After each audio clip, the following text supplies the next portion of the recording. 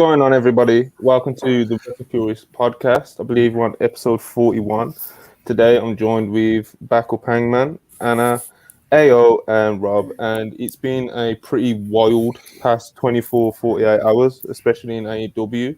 And we're going to, get into all of that, talk a bit of Dynamite. There's a little bit of WWE news, but it's kind of been AEW that's dominated the news the past couple of days. Obviously, especially with Dynamite being last night. CM Punk being squashed. It's been a bit crazy, but I'll go around and see how everyone's doing. I'll start with you, Hollywood. How you doing? I'm doing pretty good. It's been really, really eventful, and I've made this point to people that I talk to closely. It's one of those things where AEW is currently in a routine where they put on these really great shows. But the conversation following the shows is dominated by all the internal situations that are taking place that are being made public, and it's just really interesting how, from the way it comes off, is that it's so chaotic and messy, and yet the shows are still of really high quality, and they don't seem to be affected by this chaos. But it's still something that's happening concurrently with what you're watching on screen. So it's a fascinating time to follow in that sense, and I'm looking forward to getting into all of that with everybody. And so that's why I'm back here this week, because I love the game, and it's why I also am helping out my good friend AO, because he needed to pay his rent, and so I made sure to get him on the WrestlePurists podcast this week so that he can take care of what he has to take care of. And I'm happy Anna and Rob are here as well. Speaking of paying rent, I believe it's possible for the live viewers to leave us super chats now. No, boy. Because we finally hit 1,000 subscribers. Yeah. Hold on. Round of applause for us, everybody. Round of applause for WrestlePurists. I'm not 100% sure how it works and how it will pop up on screen for me. Yeah. But just cash at me, everybody. Just send it to my cash app. And send us money, No, absolutely. But yeah, next I'll take it to you, AO. This is your big return. You said you wasn't coming back until you got 2,500 followers on Twitter. Hoard yourself out a little bit, but we got there. I said I wasn't coming back until I got 2.5K. That was half of where I was at before. This nigga Hangman, bro, every hour on the hour, he fucking begged me. He pleaded. He was like, please, big bro. I was there. WrestlePurists is nothing without you, big bro. That's not true. Don't do anything. Yes. This nigga is cash at me at least 17 different times, trying to get me to come back to WrestlePurists. And the craziest part is, it's not his fucking money that he's sending me. He's sending me his rent money, company money, his little brother's lemonade stand money. He's doing anything. This motherfucker broke. He has no money to be sending me, bro. I was like, yo, give this money back to your little brother, bro. You can't be stealing from children like this. But a nigga back now. I got my followers. I'm here to fucking carry WrestlePurists on my back. All that shit. Yeah, man. It's gonna be a fun couple hours. I'd imagine so anyway. Hey! Rest in peace, CM Punk. Rest in peace, Chicago Yes, Phil. sir. No. You got it wrong. CM Junk, nigga. Rest in peace, CM Junk, nigga. CM Punk is one of the greatest wrestling minds of all time. He is an absolute mastermind. He's here we go. One of the greatest wrestling minds. Brilliant, and one of the greatest wrestling minds, but can't keep his bones healthy.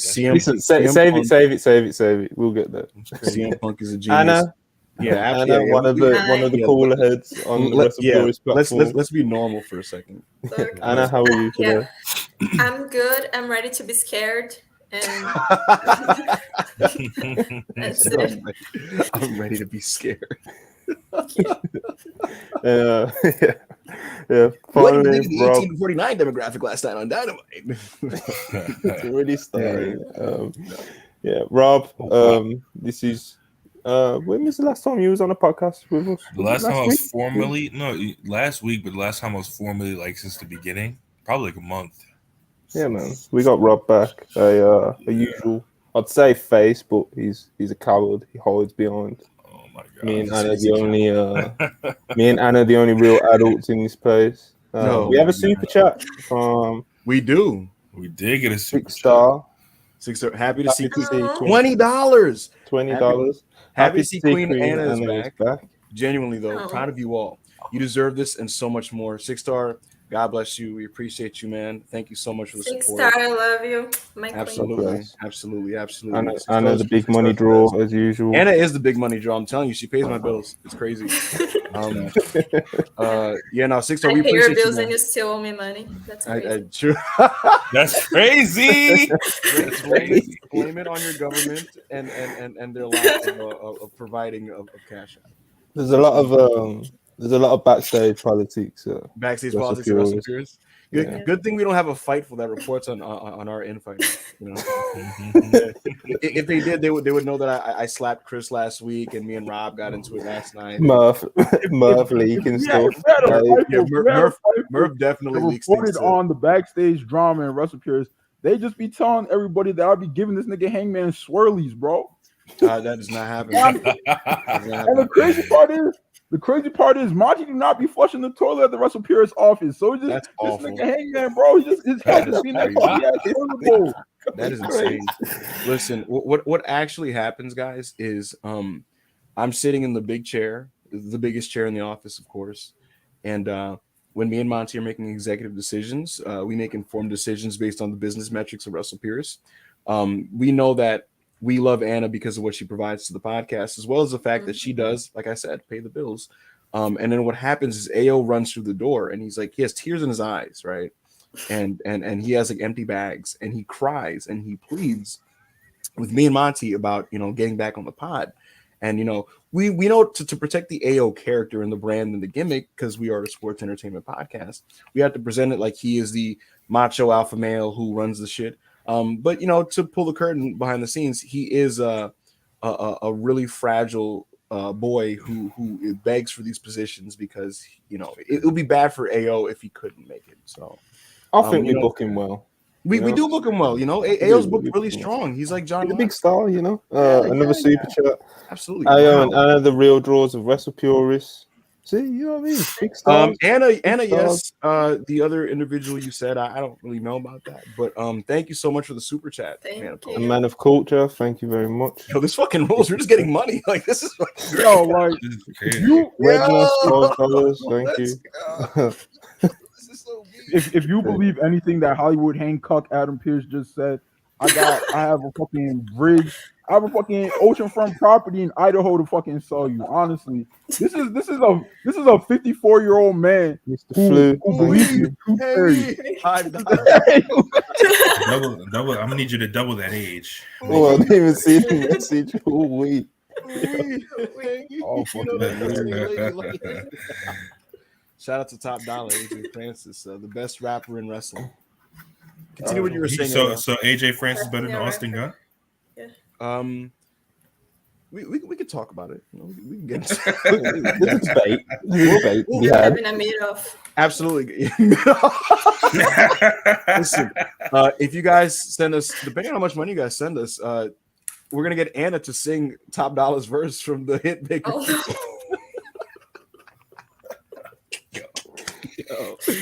Oh my god. Listen, man, you guys are the best. These super chats are great. Keep supporting the brand, man. This shit is coming in hot and heavy. We're growing fast. AO is hitching a ride, and it's understandable. Rob is doing his thing, Anna's doing his thing, Monty's doing his thing. I am WrestlePurists, nigga. I'm big WrestlePurists. I gave big Monty the name of WrestlePurists. You're big WP. That's crazy. We wouldn't make it without you guys who are supporting us, frankly.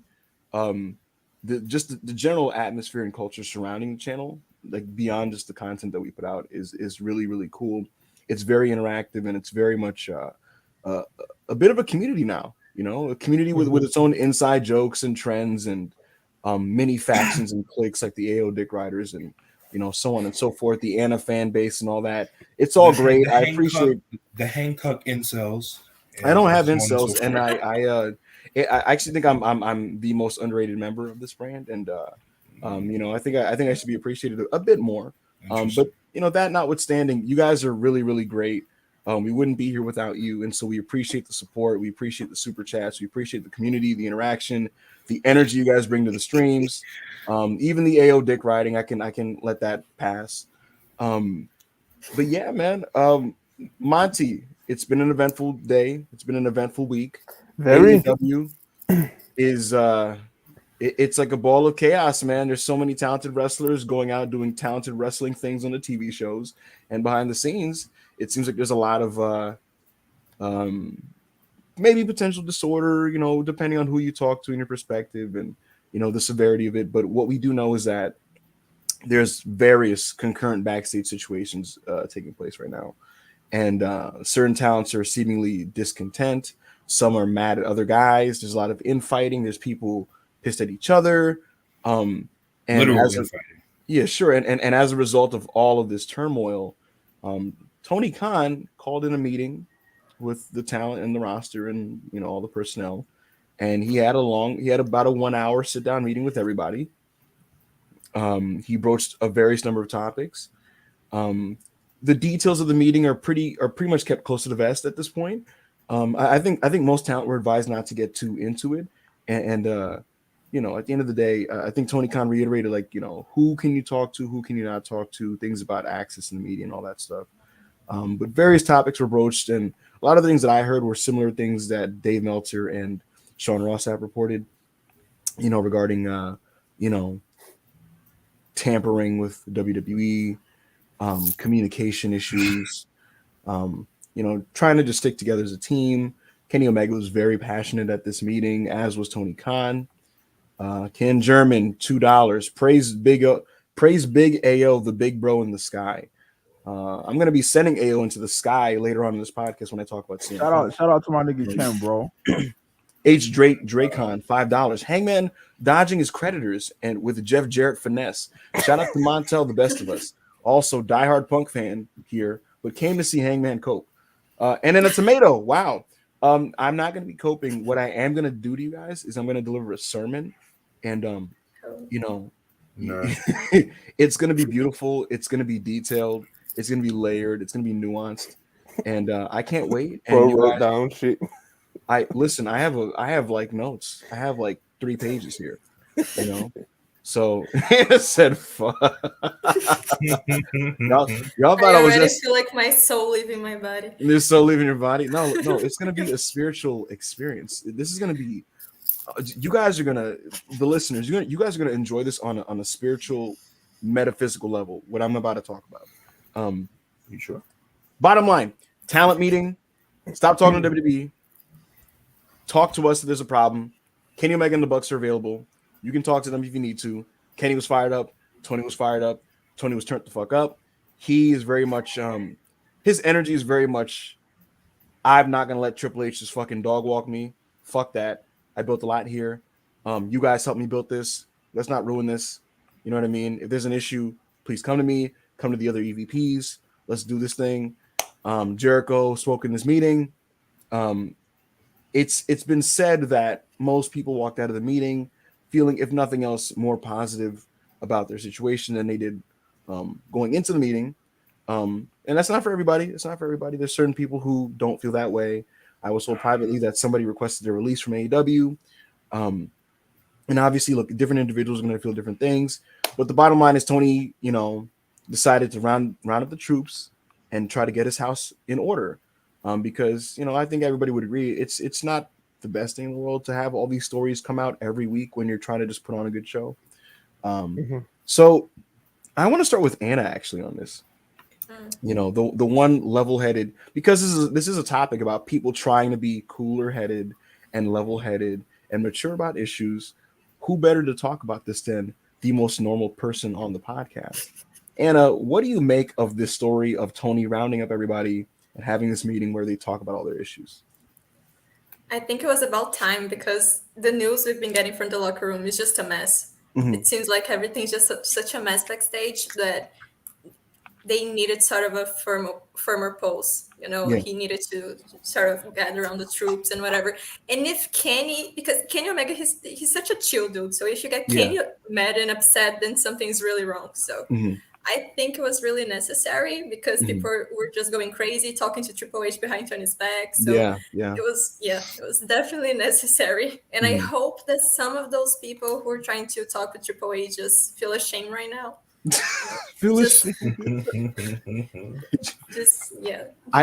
Anna, it's funny because when I read like all the various reports about this, like just maybe it's just the way I am, because wrestling is just so preposterous and all these people are so wacky and different. Me just picturing this situation with all these different personalities in the room, I can't pipe down low, bro. Let big God AO speak. This is crazy. Listen, I honestly, Anna, like it's hard not to picture the situation and not laugh. Like it's just so funny to me. Like just imagine Tony Khan, right, in front of this like little kind of in front of this room with everybody, and he's like, some guys want to talk to Hunter behind my back. And like, just imagine everybody yelling, and Kenny's just like, no, Tony, just take it easy, man. Take it easy. You know what TK said? You know what TK said? What? He said things are getting a little fishy in here, if you know what I'm saying. Some of you guys talking to Hunter smell a lot like fish. Looking over at the fucking Undisputed Elite and shit.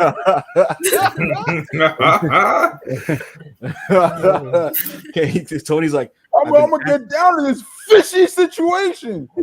Yo, he's like, I've been asking around at who's been the leak, but guys are ducking me like boxers. They've been bobbing and weaving around my questions.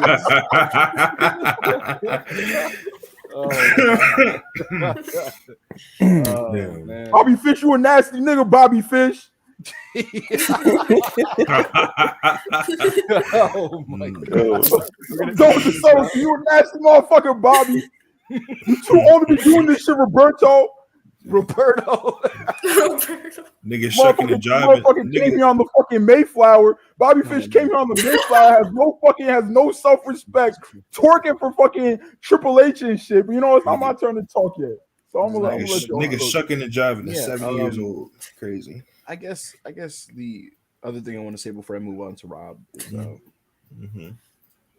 it's just, like I said, it's just a funny visual, man. Like the idea of like Jericho running in the middle of it to cut, because I feel like in meetings like this, because I've been in work situations where people have these speeches, right? And I don't know about you guys. For me, not that big big AO so far. This man is, Wait, bro, I'm bringing in the fucking dollars.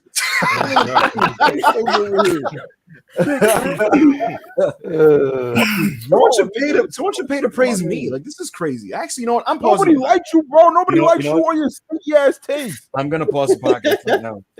I want to make it publicly known that Hollywood Hangman Adam Pearce built WrestlePurists, and I think it's kind of insane that 18 minutes into this podcast, nobody has sent me money or asked me about my day, how I'm doing. Nobody's put over my opinions. No one is talking about how excited they are to hear my soliloquy on CM Punk. Like, look, man. I'm gonna put it like this. Hollywood Hangman Adam Pearce is to WrestlePurists as Cody Rhodes is to AEW. Take that however you want. AO, thank you so much for that comparison. Because what Cody Rhodes was to AEW. Yeah, Jenny. Thank you so much, Jenny. We appreciate you. She's the best. She's another real one. And Jenny's very low key, guys. If you haven't even seen her on Twitter, she's very low key, but she's a big supporter. She's been very pro WrestlePurists since we started this. But what I wanted to say was this, guys.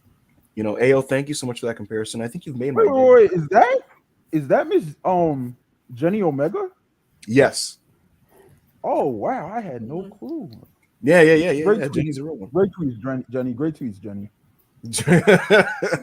But listen, AO, thank you so much for that Cody comparison, man. I'm so honored, honestly, because you know what Cody was to AEW? It wasn't a compliment, bitch. It was a compliment, motherfucker. Because here's the thing, you know what Cody Rhodes was? He was a unifier. He was a leader. He was a unifier. Oh, he was a unifier, all right. Yes, he was. Because guess what? When Cody Rhodes was there, how many of these stories were you hearing every week? When it comes, no, what you heard when you were watching AEW when Cody was around was people talking about the storylines, the wrestling, the character, the content. And now They was talking about how terrible the storylines was. They was talking about the fucking. Hey, They listen. was talking about the listen. Codyverse, motherfucker. They was Guess talking what? about fucking. They was talking about how fucking Cody Rhodes versus QT Marshall was being booked like fucking Steamboat Flair, nigga. Get that bullshit out my face. All right. Listen. Dustin Rhodes versus Nick Camarado in the main event of a Dynamite. Just Wait. There's too much news going on to be talking about Cody Rhodes and QT. No, fuck that. We're talking about Cody. We're talking about Cody. Look. Cody Rhodes. It pertains to the for the first time in WrestlePurists history, we have hit 200 live viewers. Wow. Clap it up. Let's go. Hancock, why are you here? Big AO is What? W10, bro. Let's go. King. Why is Hancock here? Hollywood Shaboing crying in the big chair. I am not crying. In fact, Reese Hayes, thank you for your donation, sir. I actually have a mild grin right now. I think this is very amusing. Listen, Monty, I know you don't want to deviate too much. This is very relevant to the topic, Monty. When were you hearing about these stories of backstage strife when Cody Rhodes was there? It wasn't happening. Daniel Escobar, $5. Thank you so much, sir. God bless you. You sure it wasn't happening? Cody Rhodes. That was a cut off, so we're just gonna move on. Cody Rhodes was a liberator. He was a unifier. He was a communicator. He was a visionary. He was a leader. He was an anchor. And you know what? Without him, the locker room is lost. They don't have that leader. They don't have that figure, the bridge between WWE and AEW. See, he's been in both worlds, right? He's traversed both terrains, right? And when you ventured out in lost lands like Cody Rhodes has, right? He has so much wisdom to draw from. He has so much knowledge to impart, so much advice to give, right? And without him, Hangman. Wow. Whoa, no. You're scaring him, bro. Yes, it's real. Thank you. Oh, boy. You're scaring him, bro. I was gonna ask you, Hangman, do you hate bad bitches? No, I love them.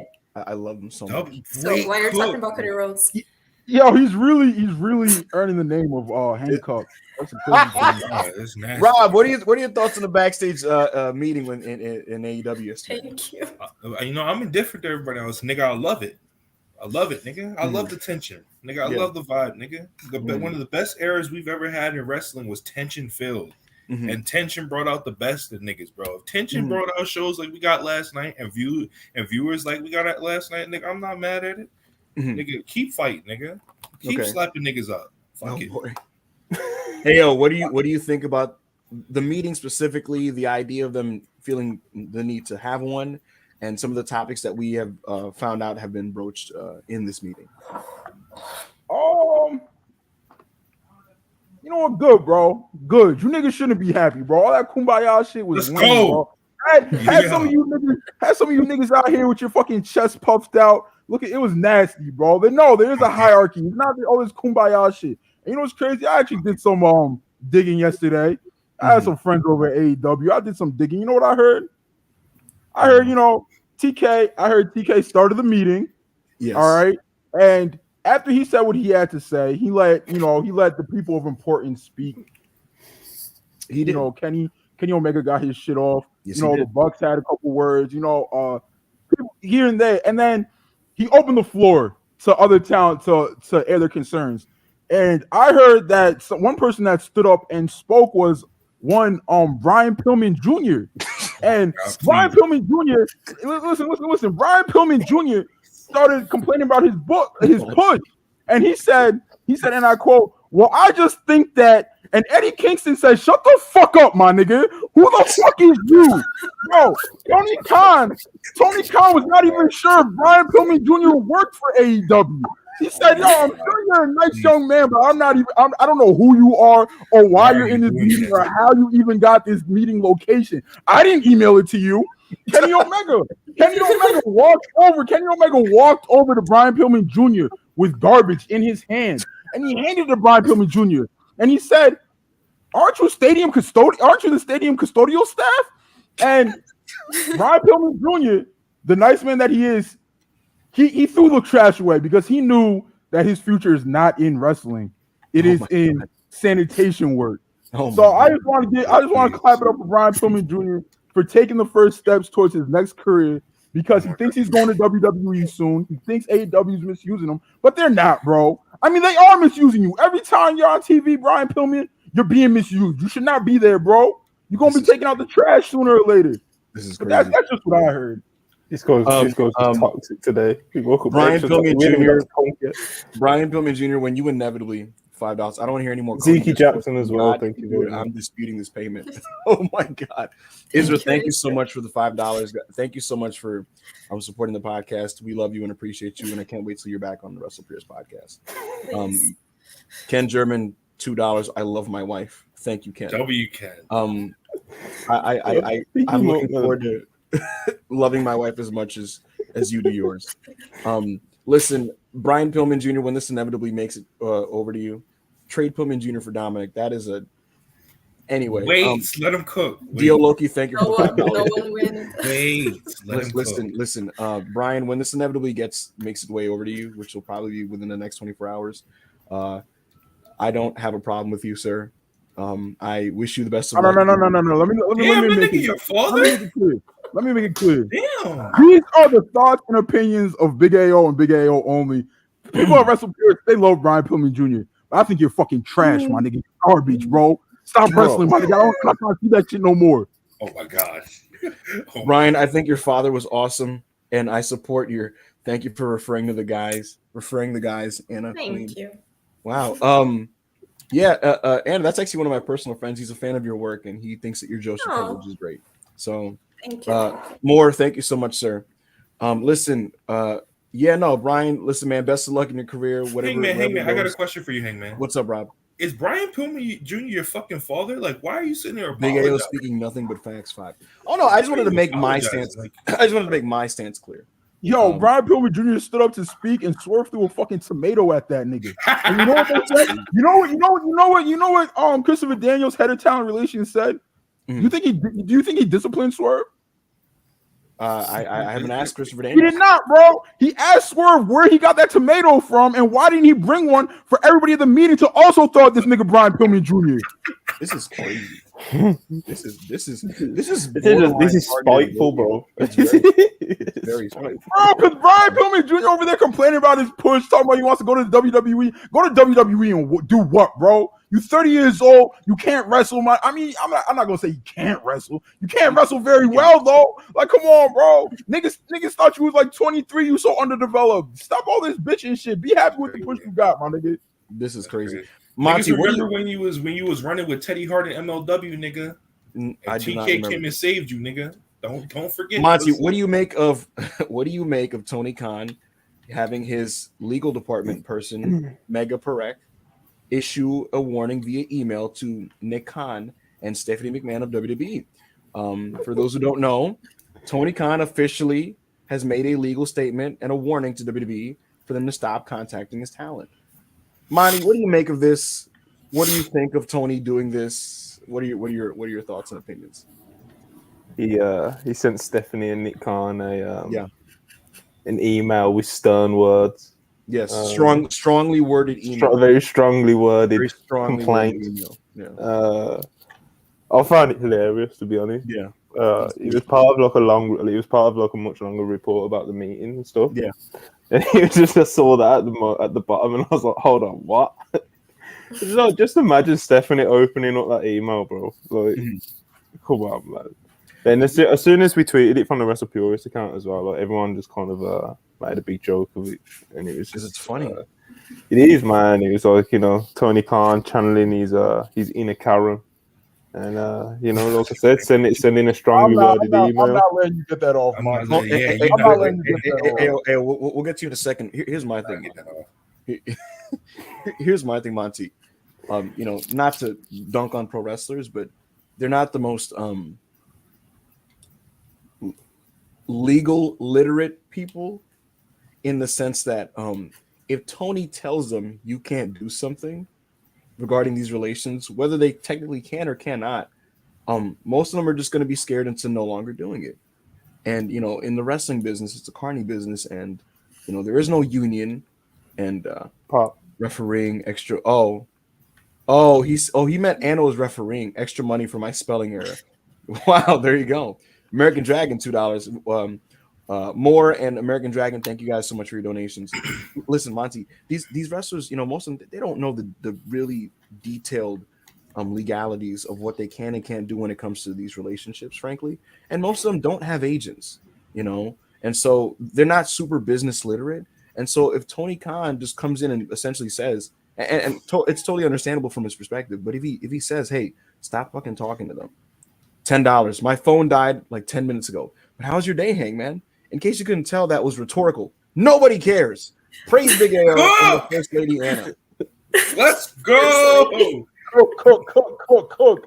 A man of culture. Thank you for your donation. Thank you. Yeah, no, and so the bottom line, what I'm saying, Monty, is most wrestlers are going to see that and be like, oh shit, I should probably chill out, right? Because they don't know their rights, they don't know what they can and cannot do. But bro, the bottom line is this, you know, technically, yeah, when you're under contract, you are under contract. It's Tony has the leverage over you in this situation when it comes to letting you out of your deal, right?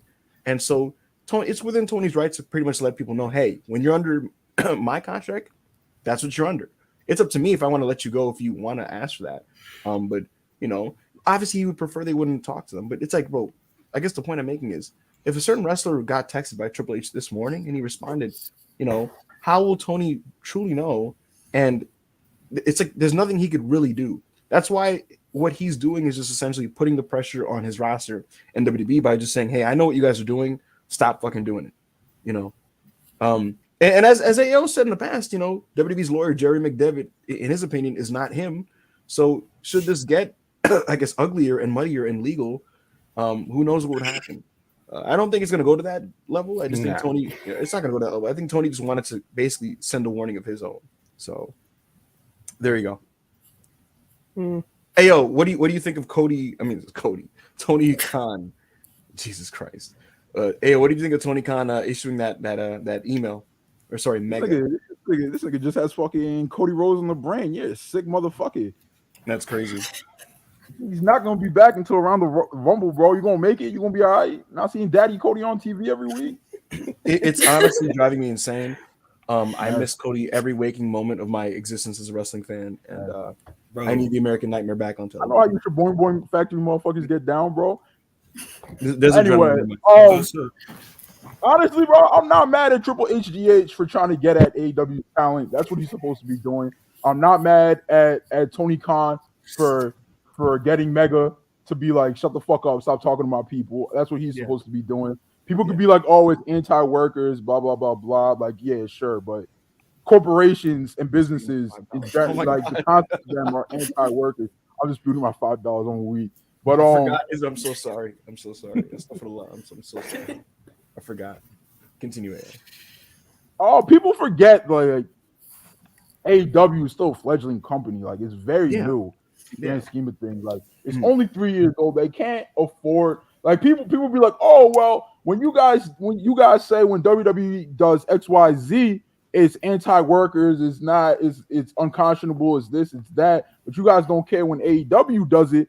It's a difference. Like when you are a monopoly on the business for 20 years, there's certain things that you can do and it won't hurt your bottom line at all. It won't hurt WWE to cut 5 people that were on television consistently. It would probably hurt AEW if they was just like, hey, anybody who wants to release can get it. You know what I'm saying? Because it's just like they need these people at this moment right now. So it's just like I'm not gonna fault TK because people will be like, oh, when what happened to Free Ali? But you guys don't want to free so and so. It's like, hey man, it's just they're not on the same level. They're not the same entities. Like they can't be held to the same standard because they're not the same. I won't be that much of a shield, but what I'll say is this: if somebody, how did I shoot?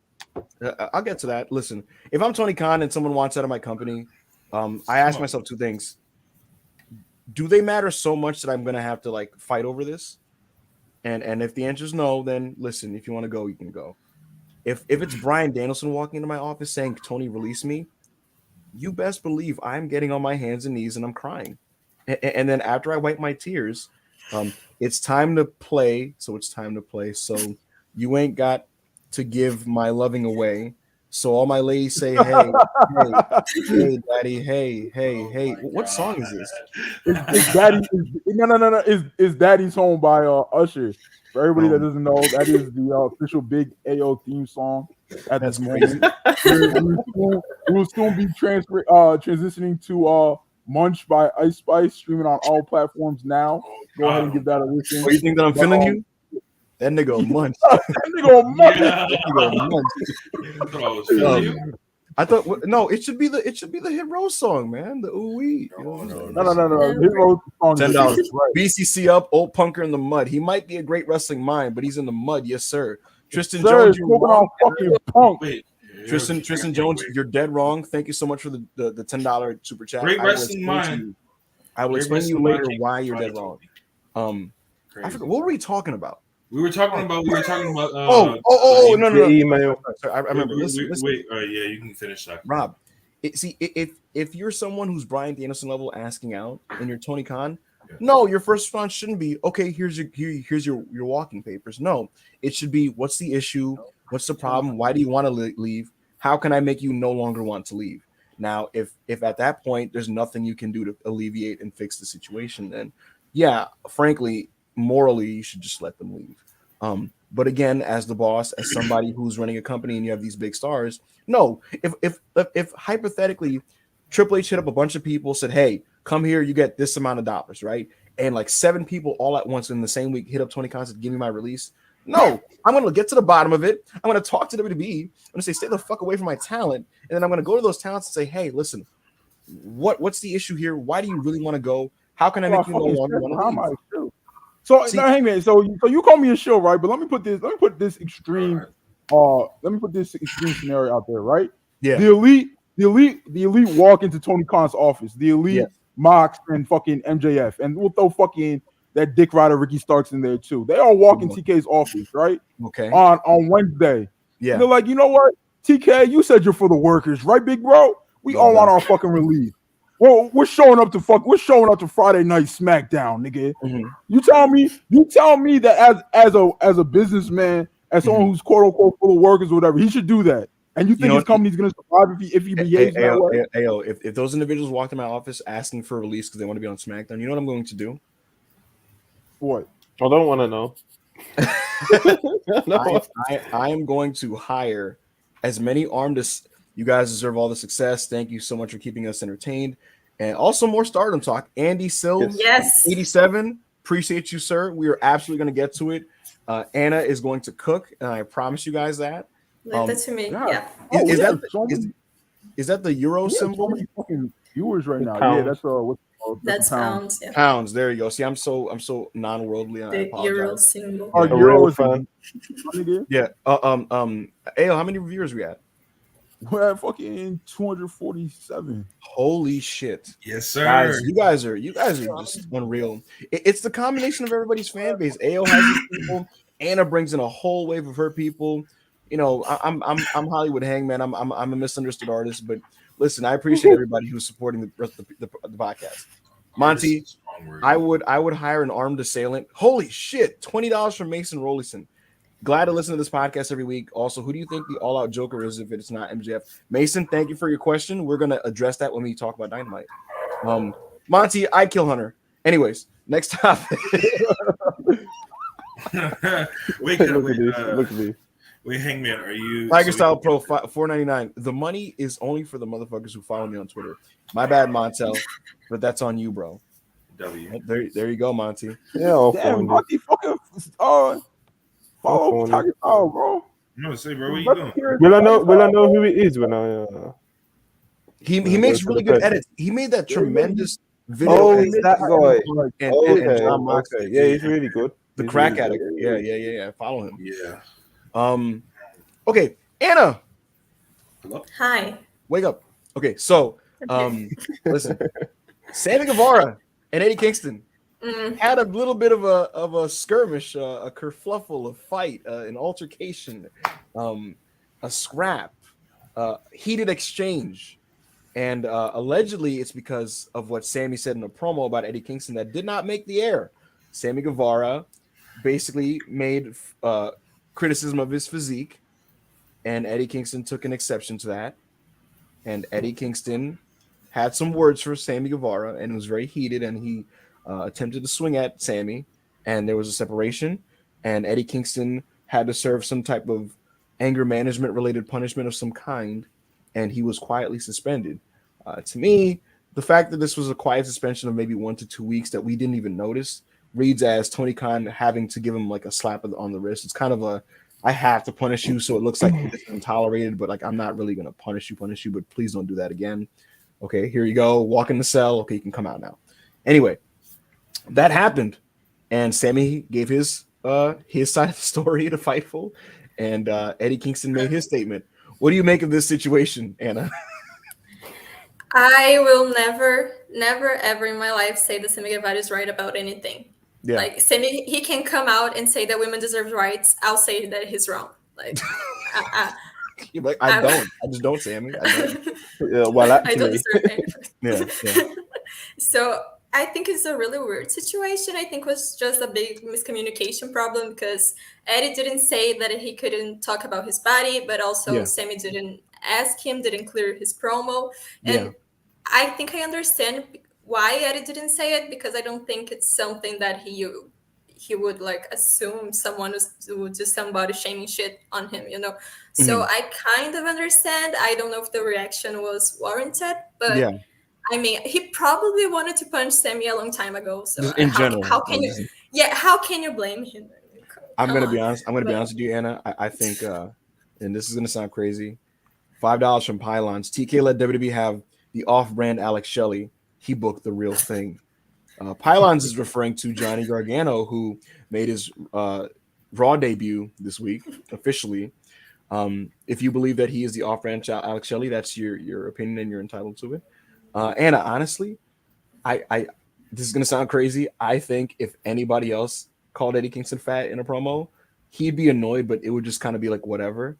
I think Sammy Guevara calling him fat really infuriated him, and he was like, "I really just want to punch this guy." Yo, you know, sometimes niggas just be looking for an excuse, bro. They just like, yo, like, any reason, like, I just need any excuse, my nigga. Please, I'm gonna shut it off on you. Like, I mean, look, man, and this is super subjective and biased, man. I look at Sammy's face and I get angry. You know, he is a very annoying person. You know, it's why he's a better heel than a babyface. He very much is good at being a prick, and I'd like to theorize that maybe it's because he maybe is a prick in real life. Sammy, he made me turn on the only Brazilian we have there, so I think he deserves to get punched for it. Yeah, he definitely deserves a punch for it. That's the thing, and so I honestly think, and look, I think it is an overreaction on Eddie's part, to want to physically assault this man over a line in a promo. But again, I honestly think, and look, Eddie Kingston is Eddie Kingston. Does the story surprise me? No. Eddie Kingston, the line between work Eddie Kingston and shoot Eddie Kingston doesn't exist. What you see with him is kind of what you get, and he doesn't really do the whole acting for wrestling thing on television. You know, all the things that I'm told about when it comes to Eddie Kingston behind the scenes, it's so in line with what you hear on television, which is just he wears his heart on his sleeve. He believes what he says. He doesn't say anything that he doesn't believe. And, you know, he's very honest with how he feels about people. Rob, $5. Shout out to TK for getting Mega to email Triple H and threatening to give him a swirly, throw his lunch on him, and shove him in the locker room again. That didn't happen. Look, man, Eddie Kingston, does the story surprise me? No. I think he just wanted to fight Sammy Guevara in general, to be honest with you. And to his credit as a professional, he did put out the statement where he said that he was wrong. And I'd imagine Tony Khan, you know, kind of maybe winked and nudged him to say, you should probably make a statement because, you know, technically you're not supposed to do that. So please, Eddie Kingston, just say something. And so he did, to his credit, he did. Sammy made his statement, and his statement was a bit defensive and threw some shade at Eddie Kingston. But ultimately, I think everybody, even whether it's publicly or secretly, I think everyone agrees that Eddie probably shouldn't have attacked. I don't agree. Nigga, fuck all that, nigga. I don't like this. Go ahead, Rob. I don't fuck with the way Eddie is being gaslit right now. What is happening? This is crazy. All right, break it down for me, Rob. How has Eddie Kingston been gaslighted? Me personally, Yeah, nigga, you know, because you know how it go back there, bro. You know how it goes sometimes in the locker room, nigga. Niggas will say shit on TV, right? Niggas will be like, oh, so he'll be like, oh, you fat fuck, right? Niggas will go, but you know, niggas will be backstage. You know, we do this all the time. You know, see me personally, Eddie, I wouldn't take that kind of disrespect. And so that nigga Eddie probably walked up to him and he probably said that shit again. So he deserved to get the shit smacked out of him, bro. I don't like the way this nigga's being gaslit, bro. You would Rob, that's a lot of probablys. That's a lot of probablys. Hey, here's the thing, Rob. I'm gonna be honest with you. Look, I like Eddie Kingston, and I do believe that he is a tough guy. You know, the tough guy that he portrays himself. But at the same time, I've watched Eddie Kingston promo segments where he was called a bum by CM Punk, and Chris Jericho and Chris Jericho called him a failure. You know, Bryan Danielson said that he didn't put in the work to be a great wrestler. And which is and basically made the implication that, hey man, you know, I get in shape, I work out, and you don't, you know. Sammy's statement I never crazy. Them say that. It's pretty much. Yeah, this statement was. It was worded. Bro, the thing that really stood out was like he was airing out details that like I'm not sure we knew about. Like he said, Eddie Kingston's. I'm sure he mentioned something about Eddie Kingston having to take anger management since this. Yeah. He mentioned this isn't the first time Eddie Kingston's blew up backstage. Yeah, that was snitching. I don't trust him, man. I don't trust him. Listen, no. These bad bitches. These are all things that people know to be true, though. No. I need these. Thank you, sir. Aminrez. No, I'm not going to put any names out there. I'll never do that. Yeah. But these are all things that people that know AEW wrestlers know these things to be true. I mean, so yes, like, no. Hey, no. I'm gonna just say, bro, because nobody wants to be honest. Okay. What Eddie did was corny as fuck. You can't, bro. If you're that mad at somebody calling you fat on television, tell them not to call you fat on television. Don't go around. You're a professional wrestler, bro. You're a fat professional wrestler. You're gonna get called fat. You can't put your hands on people because of that. It makes no sense. Eddie knows he doesn't care. He just wanted to do that shit. So everybody's like, "Oh my god, Eddie's so real. Eddie's so real." So if Eddie was so real, bro, he would slap the shit out of Sammy for whatever he actually had an issue. I don't think that his feelings were hurt from getting called fat. I don't believe that for a second. No. I don't believe exactly. This is a 40-year-old man from New York. What are you talking about? Yes. Yeah, like, but according to like don't use that shit as an excuse, bro. That's corny. In my opinion, I spent hours making a fucking.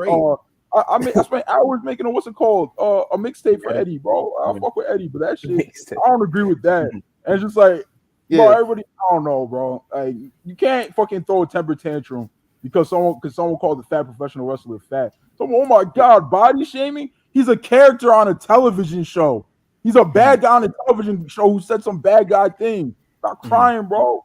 Well, like I said, the thing with hey Winter. Oh my god, Winter, $10. Hey Anna with the Queen.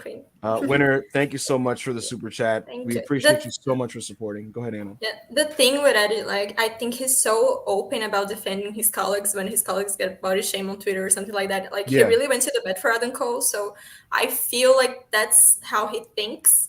So I understand the whole thing, like Sammy's a heel and whatever, but I feel like Eddie thinks like that, you know. So that's like a trigger point for him. For sure, yeah, but for sure, it wasn't just about the fat. Like he just doesn't like the him. promo. I'm about to say something. It was like I don't know how to say her name in the chat, but her last name is Anderson. Bro, I promise you, bro, like it had to be something more than that nigga just getting called fat, bro. Yeah, it was. That's what I was about to get to. Like in the different reports, it says I'm sure in one of them it says that Eddie was mad about one of the reasons Eddie was mad about being called fat was because Eddie, like, it buried the feud. So Eddie was supposed to be going over. So Eddie going over Sammy, the fat goal getting the win, just buries Sammy apparently. So he was mad about it burying the feud, and apparently when he brought it up to Sammy was Sammy dismissive, wasn't apparently dismissive, and apparently he was like smirking in his face and shit. So, but that logic doesn't make any sense because it was like if you keep insulting someone over and over again in your promo segments and then they win, it's the heel got their comeuppance.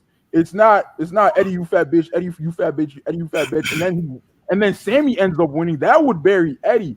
But Sammy being a smug dickhead, being like, "Oh, look at my body, look at your body, like you can't $5 from compete," Apple blah blah Spring. blah Honestly, blah. Hangman is a That's chill really dude. just wrestling 101. Wait. Like, what? Honestly, Hangman is a chill dude and always gives honest takes. I'm down with him, even though he got squashed by Ayo in 4 minutes, 4.5 stars. I've never gotten squashed by anybody in the history of the WrestlePurists podcast. I've squashed two. I have never been beaten by anybody. This is my ring, and Ayo happens to be standing in it. Apple Spitting, thank you so much for your donation. Go ahead, guys. But I know what I had to say, bro. I don't know. You guys let your Sammy Guevara hate get in the way of objectivity and shit. Nah, yeah, it's crazy. I just my fault, Monty. My fault, Monty. I do, like, I can't deny it, but still. Yeah, no, but I mean, still, like, I understand it. Yeah, I understand the point. I just believe it was more than just you fat fuck. Like, I just think it was obviously. Yeah. All right, anybody can believe that, but you're taking that as fact and basing your opinion on shit that you don't know. Listen, man. At the end of the day,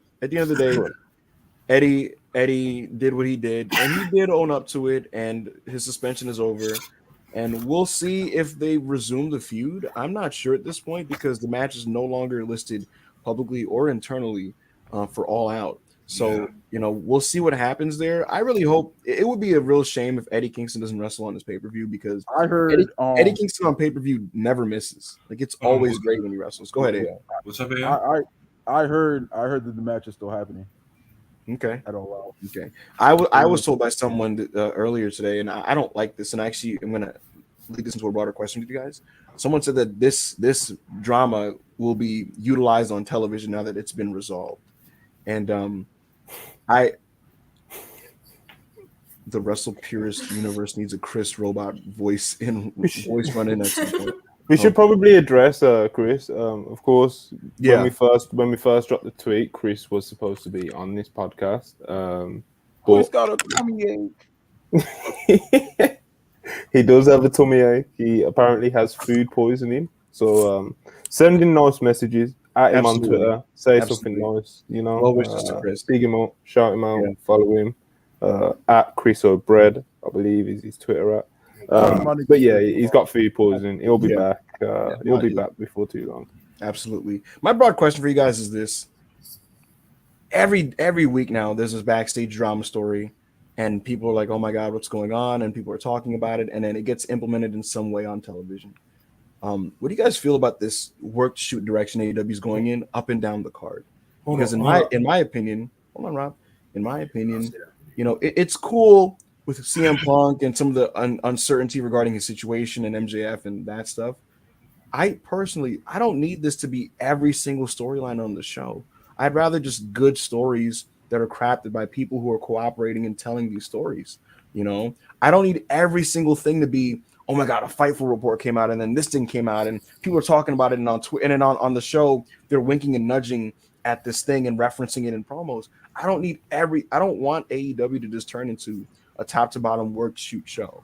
What do you guys feel about this direction and this recent trend? I'll go because I have a message from Chris first. I know this is like 20 minutes late, but he says anyone over the age of 30 acting like Triple H, they daddy, and didn't have a father growing up are shaboing boing center field.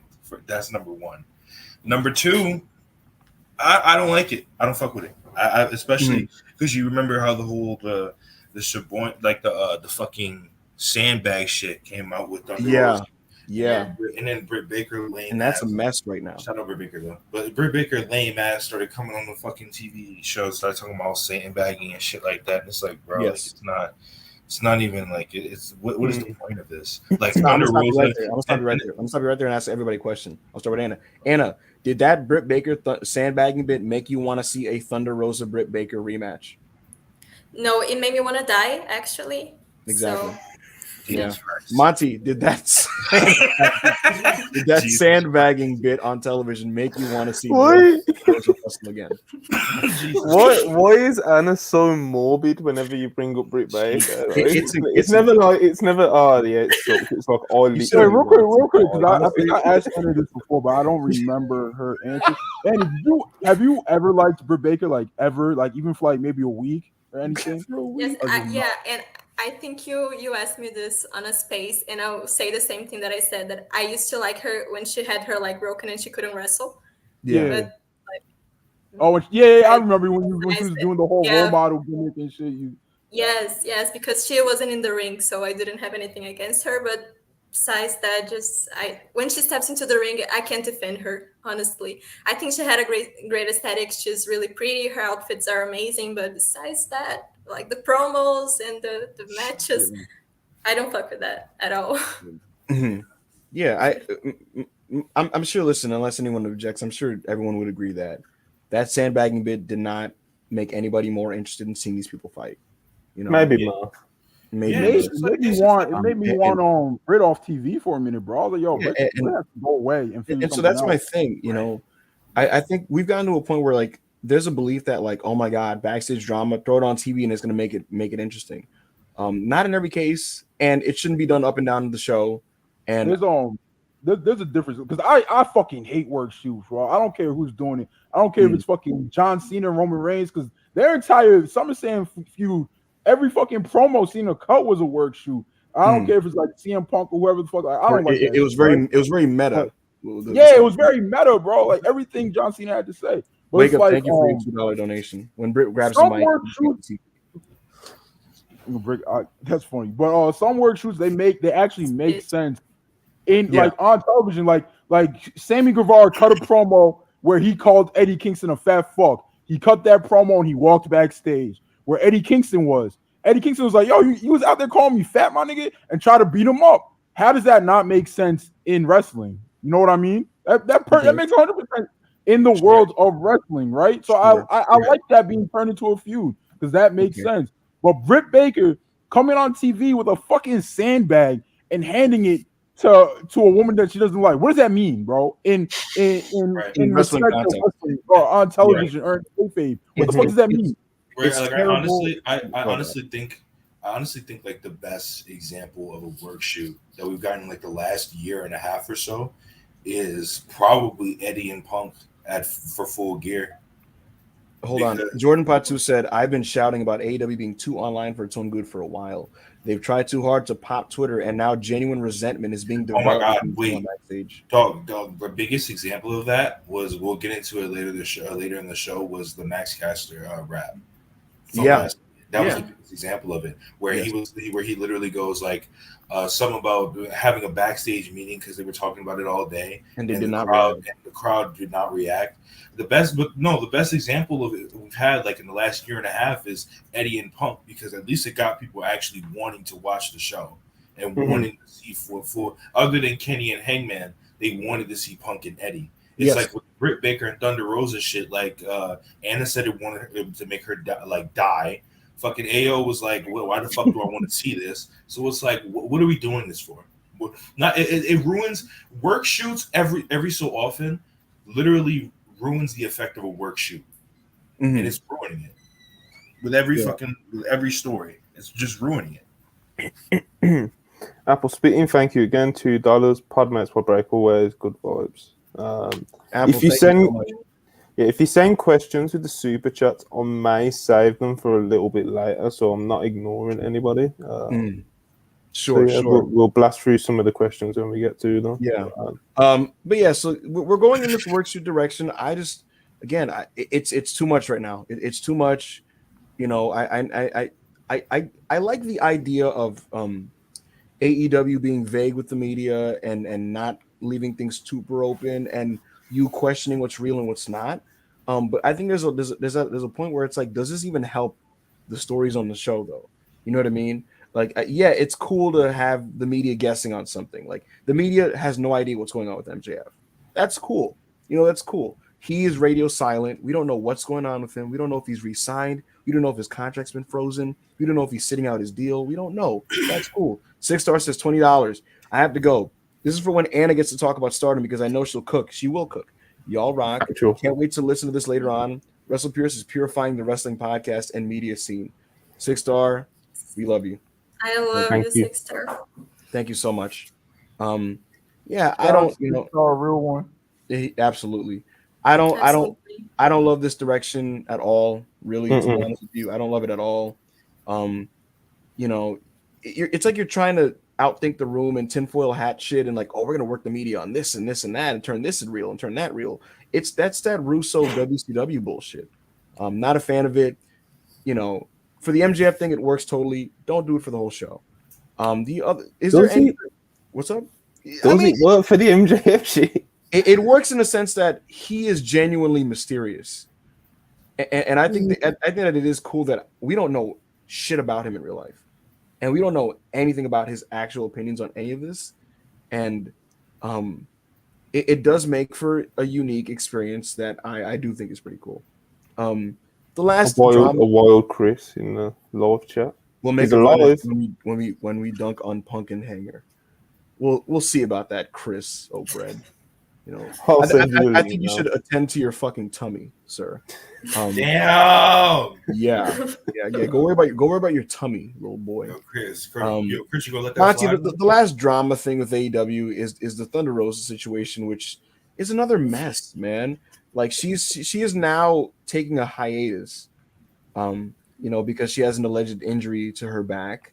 But we're being told now that she has so much heat on her from the Britt Baker faction inside of the women's division, because she's allegedly stiff and she's hurt people and she's hurt Jamie Hayter. And there was a wild report from, I believe it was Joe Lanza of Voices of Wrestling, that she had to hide in a bathroom stall because she didn't want to get beat up by Jamie Hayter. Word on the street is Hayter had her ass fucking crying and coping and seething, hiding in the fucking bathroom for her life, nigga. Yeah, and Sean wasn't able to confirm that, to be fair. Yeah, Sean was not able to confirm that. I may or may not have been told that that didn't happen, that specific aspect. Thunder Rosa has now left Twitter. She's left her account to her handler. She made a shady post on her Instagram page. She is going away now. There's assumption that she is really taking. Tell us what the Instagram post said. I don't have it in front of me right now. That's the problem. I'll pull it up. Is it a post or is it a story? We'll find out. While you guys are pulling that up, someone on Twitter said that Jamie Hayter's ass cheeks sounded like Godzilla's footsteps when Thunder Rosa was hiding in that bathroom stall. Listen, y'all are insane. It is not that big, bro. Y'all are acting like she is Meg the Stallion on steroids. You sure about that? It is not like that. Y'all are doing too much, man. Wait, was crazy? You said this post was last night? Her Instagram, it was on her story. I don't know. I've got it. Go ahead, read it. Yeah, you go ahead, Monty. Go ahead. Okay, it's a story. It's just one of those, kind of like a background. It's just, stay away from negative people. They have a problem for every solution. This week, give yourself permission to do what's best for you, even if it upsets other people. Yeah, I don't know what to say at this point, man. Thunder Rosa has been very gracious and nice to me in my interactions with her. I'll just be forward and open with you guys about that. I've interacted with Thunder Rosa in the past, and she's been very, very nice to me, right? But at the same time now, it is a situation where there's multiple people who have had problems with her, whether it be Ivelisse and I think Diamante, whether it be Britt Baker and Jamie. No. Diamante has never had an issue. Okay. Right. Thank you for clearing that up. But Ivelisse, these are public now. Ivelisse, Britt Baker, Jamie. There's the whole situation with Marina Shafir, and Thunder Rosa by all means seems like someone who is, a nice person, a hard worker, someone who's for the team. But I have all these scattered incidents of other people who've had issues with her, and so it is getting increasingly hard to, I guess, I don't know if the word is sympathize, but just give her the benefit of the doubt, if that makes any sense. And that kind of sucks because it's like then I have to take Britt Baker's side, and I don't want to do that. But it does appear, if nothing else, that she her team backstage has won this argument, if that makes any sense. And people are in the company are now on her side. And she definitely took her victory lap on television. She, not to get too deep into it, she talked on the mic on TV. And you know what it felt like to me, Monty? I don't know who here has seen this, but at WrestleMania 13, Bret Hart cuts a promo before the main event, and he basically buries Shawn Michaels because Shawn Michaels was supposed to lose the WWF Championship to Bret Hart at WrestleMania 13. And months before the show, he randomly retires abruptly and claims that he lost his smile and that he was injured. And I believe it was a back injury. And it was kind of bullshit. He just didn't want a job to Bret Hart. And Shawn was at the show, but he was in action. And Bret basically called him a pussy and unprofessional, and said that you were ducking him. And Britt Baker, with her promo, when she kind of implied like, "Hey, yeah, you're hurt, but hey, I was hurt and I never left. I worked with a broken wrist." So that was her victory lap with the whole situation. It worked. Yeah, right. Yo, I'm on Eva Lisa's Twitter right now, and it's nasty, bro. It's nasty. She's like a tweet talking about Eva Lisa's on Twitter talking about Eva Lisa was right all along. Yeah. It's looking like AEW's not the home of lollipops and rainbows that Tony Khan tried to portray it to be. Another person said, once again, Eva Lisa was right about Rosa. Thunder Rosa is an unsafe worker. Like, these likes are nasty, bro. Can I be honest? I will say this. Look, again, if really all this is true and Thunder Rosa is just kind of like a manipulative politician who's kind of kind of fucked with people like that and taking. Apparently, she's just stiff. So here's my thing: if Ivy Lease really truly is right, a lot of people do owe her a bunch of apologies, and I do really feel bad for her because honestly, I don't feel bad for Ivy Lease because Why? if it wasn't this, it would have been something else. She has had issues literally every single place that she's ever been. So you know what? It's just how it goes. I'm sorry. I guess. Bro, she was literally the last thing. You don't deserve the benefit of the doubt at this point. You've had issues everywhere that you've ever worked.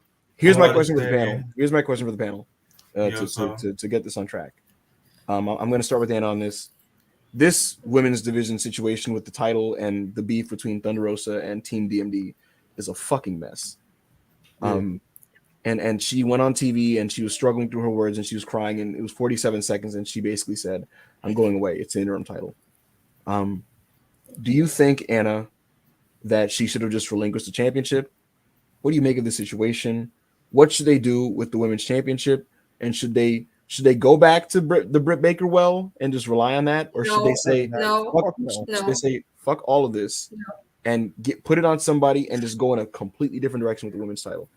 No, that absolutely not. Go ahead, Anna. Yeah, no, look.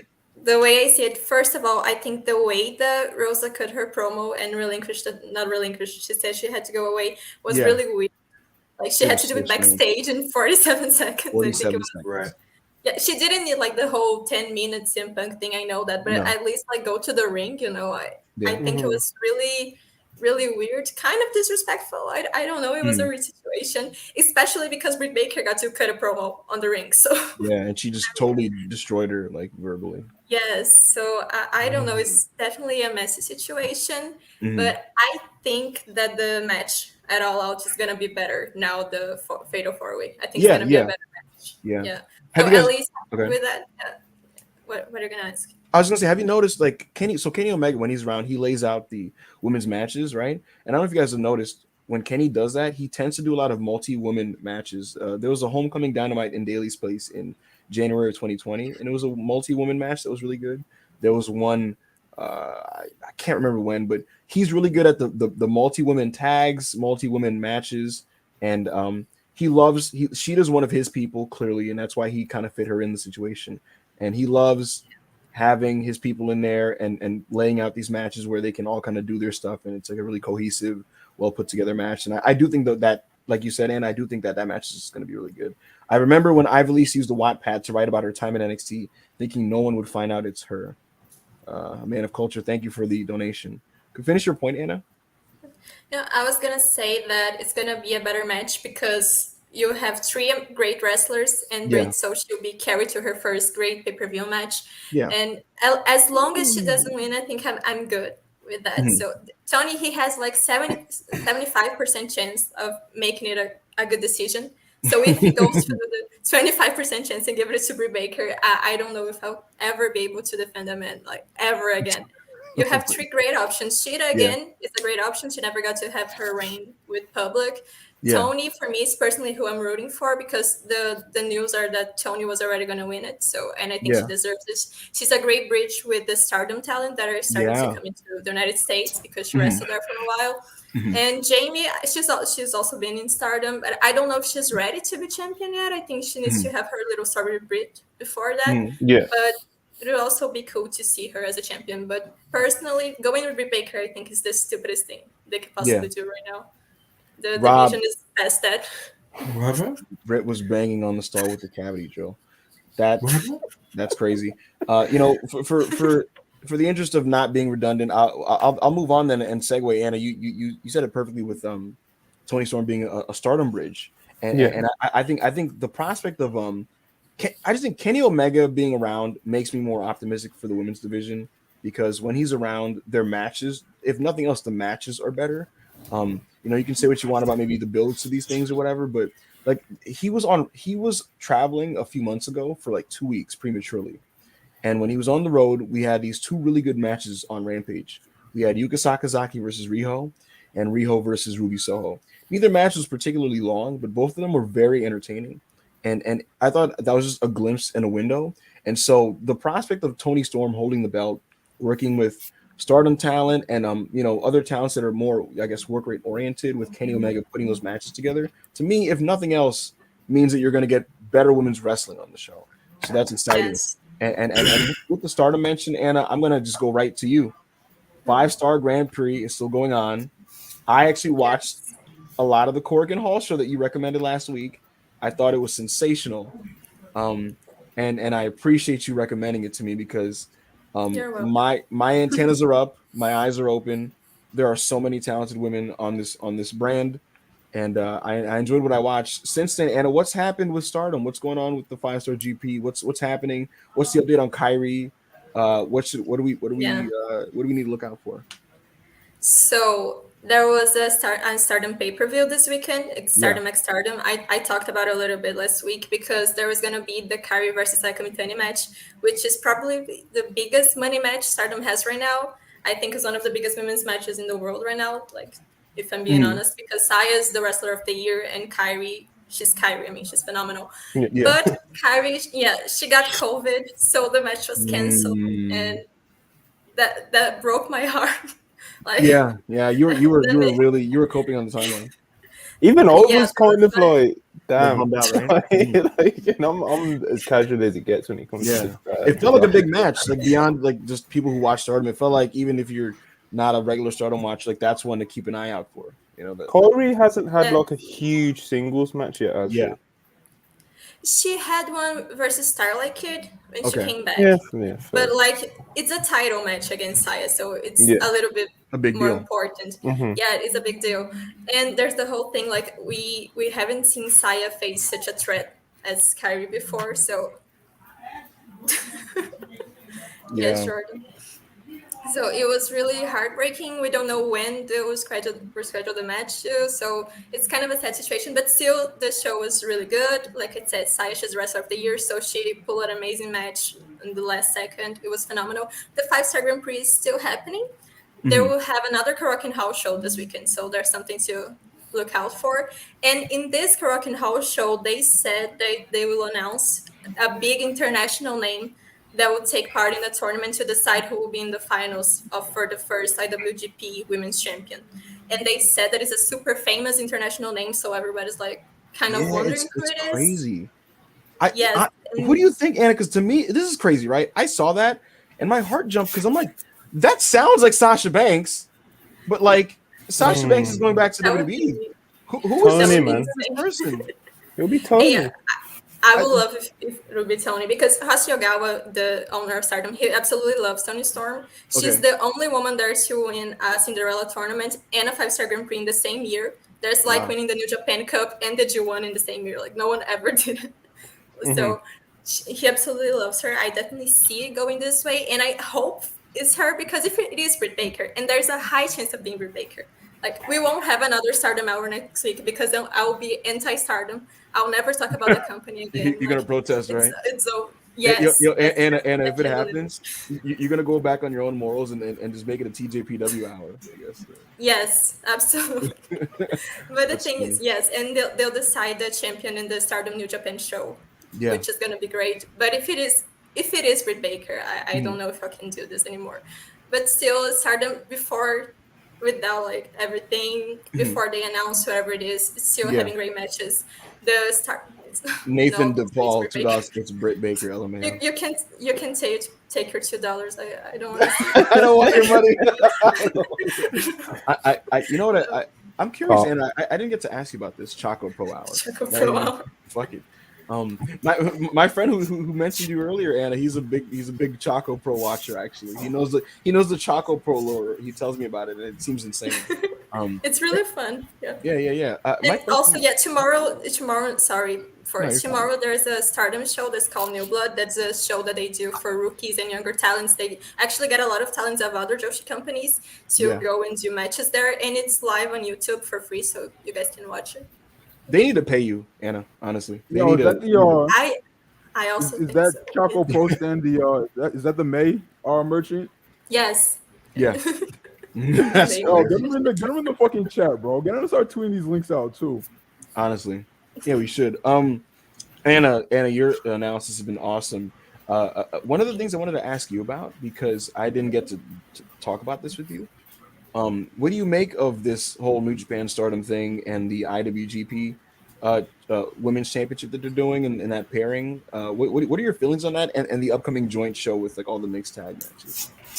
Oh, I love it. I think it's a great way to show Stardom to a whole different audience that don't really know them, that don't really watch women's wrestling, because New Japan is just men's wrestling. So I think it's great that they're opening this door.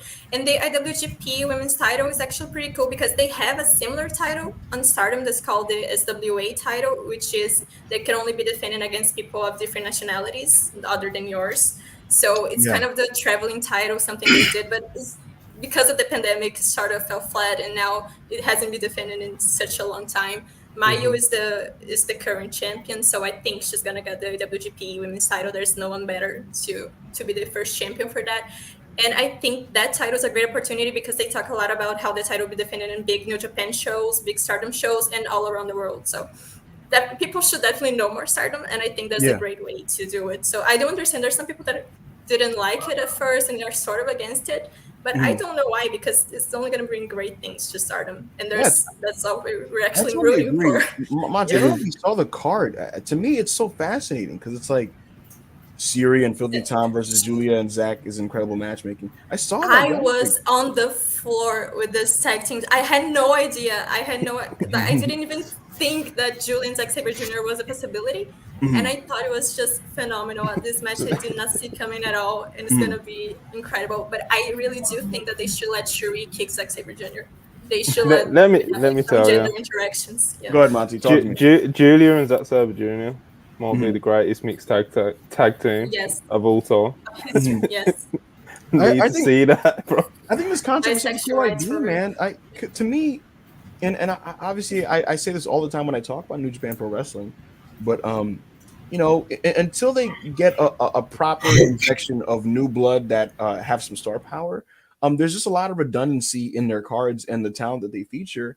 And so I think a great way to switch things up and do something interesting and productive is this mixed tag card that they're putting together. And the other thing, like Anna said, it introduces a new audience to these talents, right? Here's the thing. Think about this. Think about how many people who watch New Japan are going to familiarize themselves with these talents by seeing them next to their favorite wrestlers from the promotion of New Japan. So I think it's a cool idea. I'm going to be watching the show, and I hope more people check it out.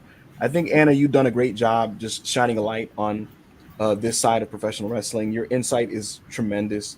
You put a lot of work in when it comes to just outlining the matches that we need to see. It's all on your pinned tweets. You have your own podcast that you talk about all this content with. Your breakdowns here are very much valued and appreciated.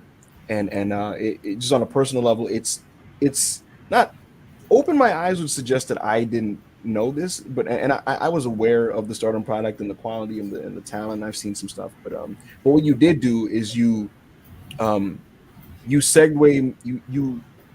gave me a easy outlet to get into what's been happening right now, like easier, and so I thank you for that.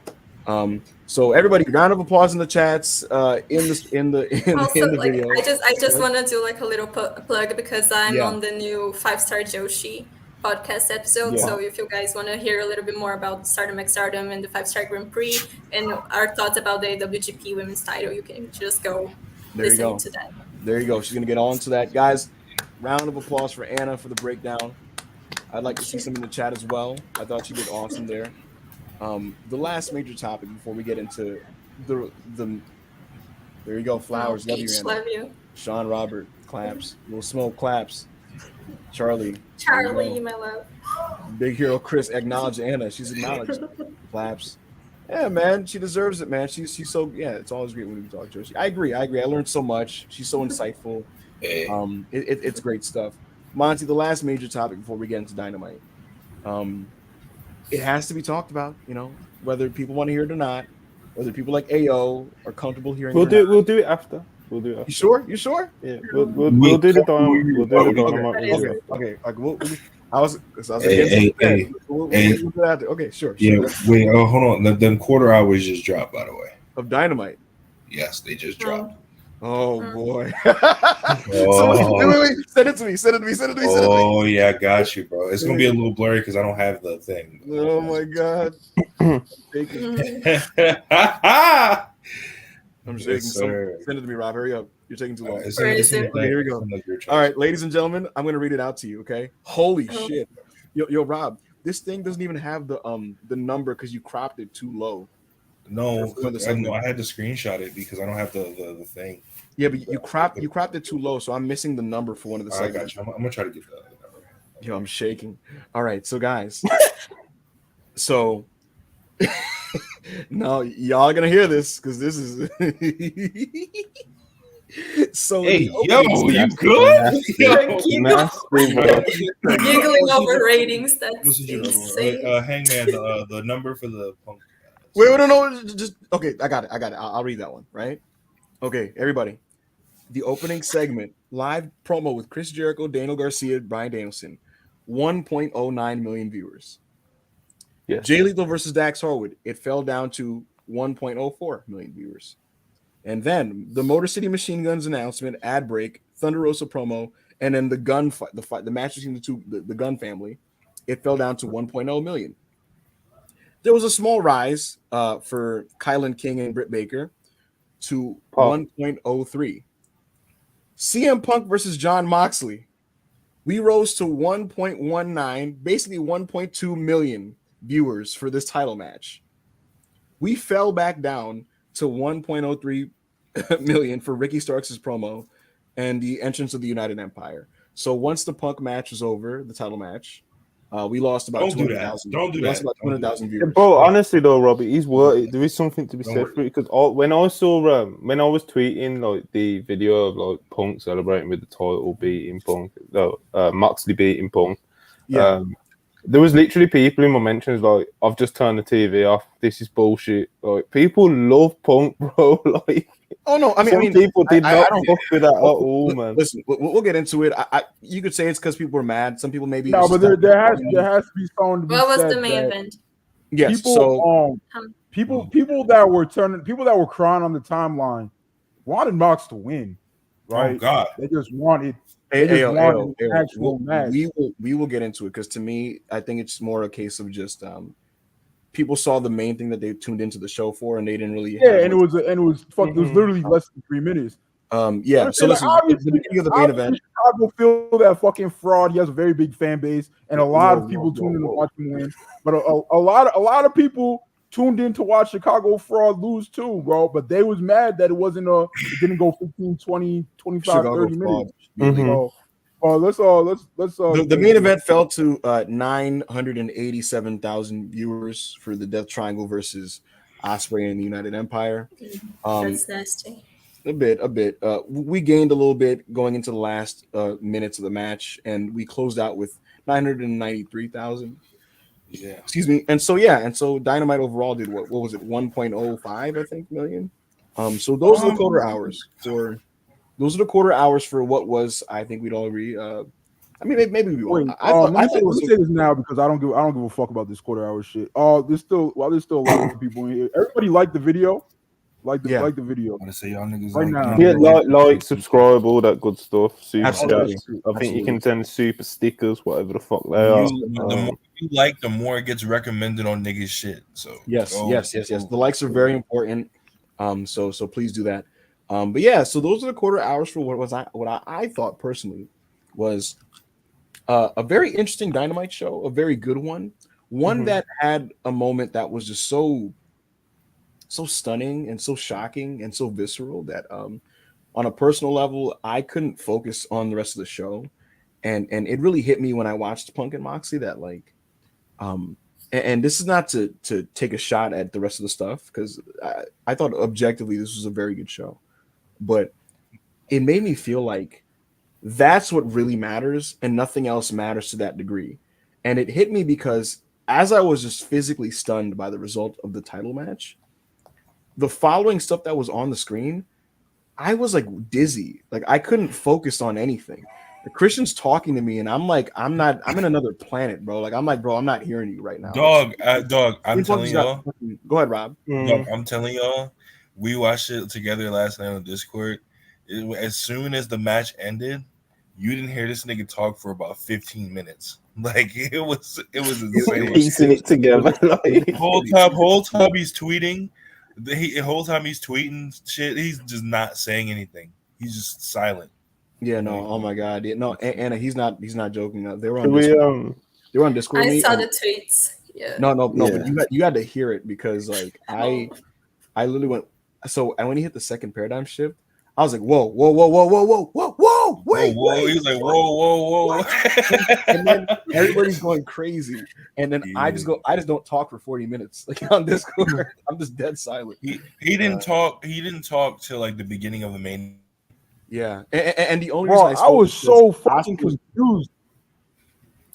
Yes. I was so confused when he hit that second paradigm shift. I was like, bro, did they botch this? He's way too fucking far away from the rope to get his foot up. And I was like, bro, there's no one in sight to break this pin up. I was like, what the fuck? Are they gonna bury the paradigm shift right now? Like, is he about to kick out of two paradigm shifts? It's just like, no, bro, the match is fucking over. I was in shock, bro. Young Dende, $5. Hey man, so you make the rest of those Punk fans look bad, dog. That's a fact. We'll see about that. Hey, young Dende, bro. The thing is, he doesn't only make Punk fans look bad. He makes black people look bad. He makes Western Africans. He makes West African people. He makes them look bad, bro. So it's just all bad with this nigga, bro. He makes people with vowels in their name look bad. Like it's just everything that he's associated with makes him look bad. Yo, oh my god, no, it's nasty. True. It's nasty, bro. It's nasty because I looked away from my TV. And I saw him do the head kick, and I saw him good. I was like, all right, he's just selling. I look away from my TV. I look back, and then all of a sudden, I saw the second paradigm shift into 3. I was like, what the fuck? Like, what is going on here? So here's why I was screaming at the second paradigm shift. When he was preparing the second one, I was like, okay, this is turning into a GTS. And when he hit it, I was like, Punk is not kicking out of 2 of these. So this match is over. How is this match over? And then it was over, and I was like, oh my god. We'll get into it in full. That was crazy. We'll talk about how we feel about that. But the show opened with Daniel Garcia coming out. In a quick note. Quick note. To help us get through this, because we usually do get lost or we have missed a segment out and stuff. Yeah, we're going to be following the Observer live coverage, which was done by our friend Parkin. Yeah, and it was his last edition of doing the Dynamite review and live coverage, as he is, he's got a real job. Yes, basically. Congratulations. And, congratulations to him. And I'm sure Wrestling Observer will miss his reviews very much because Absolutely. he's great at what he does. He genuinely is. He's done some stuff for us, some WrestlePurists. He's been on one of the podcasts. He's a good friend of ours. He is. I wish Parker the best in his teaching career, and his time covering Dynamite on the Observer was cool. And so it's only fitting that we use his outline for the show. But yeah, so as I was saying, Daniel Garcia makes his way out to open the show. And he has a big decision to make. Are you a wrestler? Are you a sports entertainer? Are you with Chris Jericho or are you with Bryan Danielson? And Jericho comes out, and the crowd chants you're a wrestler. And Jericho semi-gaslights him. And Daniel Garcia essentially says, listen, man, I dreamt of having that match my entire life. And there's people watching at home who probably are going to be inspired by what we did in that match. And all I wanted to do, I didn't care about what I was, labeled. I just wanted to show my respect and shake this guy's hand. And you ruined that moment for me. You ruined it, Chris. You ruined it. And he pointed at him and he yelled at Chris Jericho. And Jericho was just exasperated. And he wanted Daniel Garcia to apologize to him. And, he put pressure on Garcia and he was like, apologize. And he was waiting for it. And before Garcia could respond, Bryan Danielson in his trademark white t-shirt came out to save his son. And he came out and he basically, he was the cool dad. He was a supportive dad. He said, hey, man, you can call yourself whatever you want. You could identify as a wrestler. You can identify as your pronouns as a pro sports skater. It doesn't matter. Live however you want to live. All I know is that me and you wrestled last week, and you're a great wrestler, and it was a great match. And he pretty much extended out the hand of brotherly love, fatherly love in this case. And Garcia was confused. He didn't know what to do. If I remember correctly, we didn't get a direct answer, but Garcia basically needed to step away, and he ended up inadvertently pushing Chris Jericho. He walked away. Bryan Danielson said that was entertaining, and Jericho explained to him that he took exception to the fact that Danielson's seen as the best wrestler in the world, despite him being a legend.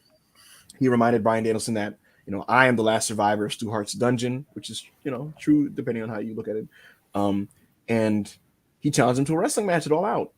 And, Danielson obviously accepted. He made the point of like, hey, what would Stu think? Would Stu say you're better than me? Would your hero Owen Hart say you're better than me? And it's funny because the answer to those questions is Stu would pick Bryan Danielson. But yeah, he brought those questions up, and we're going to get the Dragon, the American Dragon versus Lionheart Chris Jericho at All Out. Anna, I think, I'm not going to speak for you, but I believe that you're of the belief that this was a segment for the bad bitches. Absolutely. What do you think about all of this? I have a lot of thoughts about this segment. A lot of them are really diabolical, and I can't say it, but it was just WrestlePurists after I'm not gonna say them. They're kind of criminal, but it was a really great segment. I think Daniel Garcia, he's doing great, and the fact that he could stand in the ring and cut a promo between Bryan Danielson and Chris Jericho and don't seem out of place was really great. It really indicates how well he's doing. And also Bryan, he cooked Chris Jericho. He fucked him up. That promo was a fucking murder. Yeah, I no, think he it was did. phenomenal. Yeah, and he the spoke match facts. is gonna be. Yeah. Yes, he wasn't lying. That's the thing. No. When you kill someone with facts, it's even worse because there's nothing the person can do. He was gagged. I'm not gonna say it. Don't let them silence you. That's crazy. I'll pay the fine, Anna. We'll use the super chat money to bail you out. No. We'll use the super chat money. No. But I think the match is gonna be great. Yeah, no, I think so it's too. Definitely match of the night potential for sure. And the segment was really well made. Yeah, the story is being really well made, but it's really funny to me that when people are beating Bryan up, the Blackpool Combat Club just doesn't do anything. They just stay backstage. Yeah, it's weird. We've never seen them all in the same spot since Claudio's joined. It's interesting. Yes, and this is more of a single parent story because with the Wheeler Yuta, everybody was involved in bringing him in, and with Garcia, it's just Bryan. But it's a really good story, and I'm really invested in it. It's gonna be amazing. Totally the match, the turn, everything. Yeah, I totally agree. I saw someone tweeting about how they were essentially displeased at the fact that Jericho and Danielson are going to be working together. And to me, I mean, look, Bryan Danielson is one of the best wrestlers of all time. Chris Jericho's doing good work right now. He's a good storyteller. This is a storyline and a story and a match that to me, I think it has a chance to have all the components of wrestling that make wrestling good, which is that I think the in-ring action is going to be good, but I think there's going to be a lot of like drama and even potential melodrama that is just sometimes the best stuff to me. Jericho is what he says he is. He's a sports entertainer, and the idea of these two men fighting and like there's also a custody battle happening, and that custody battle potentially playing into the finish of the match.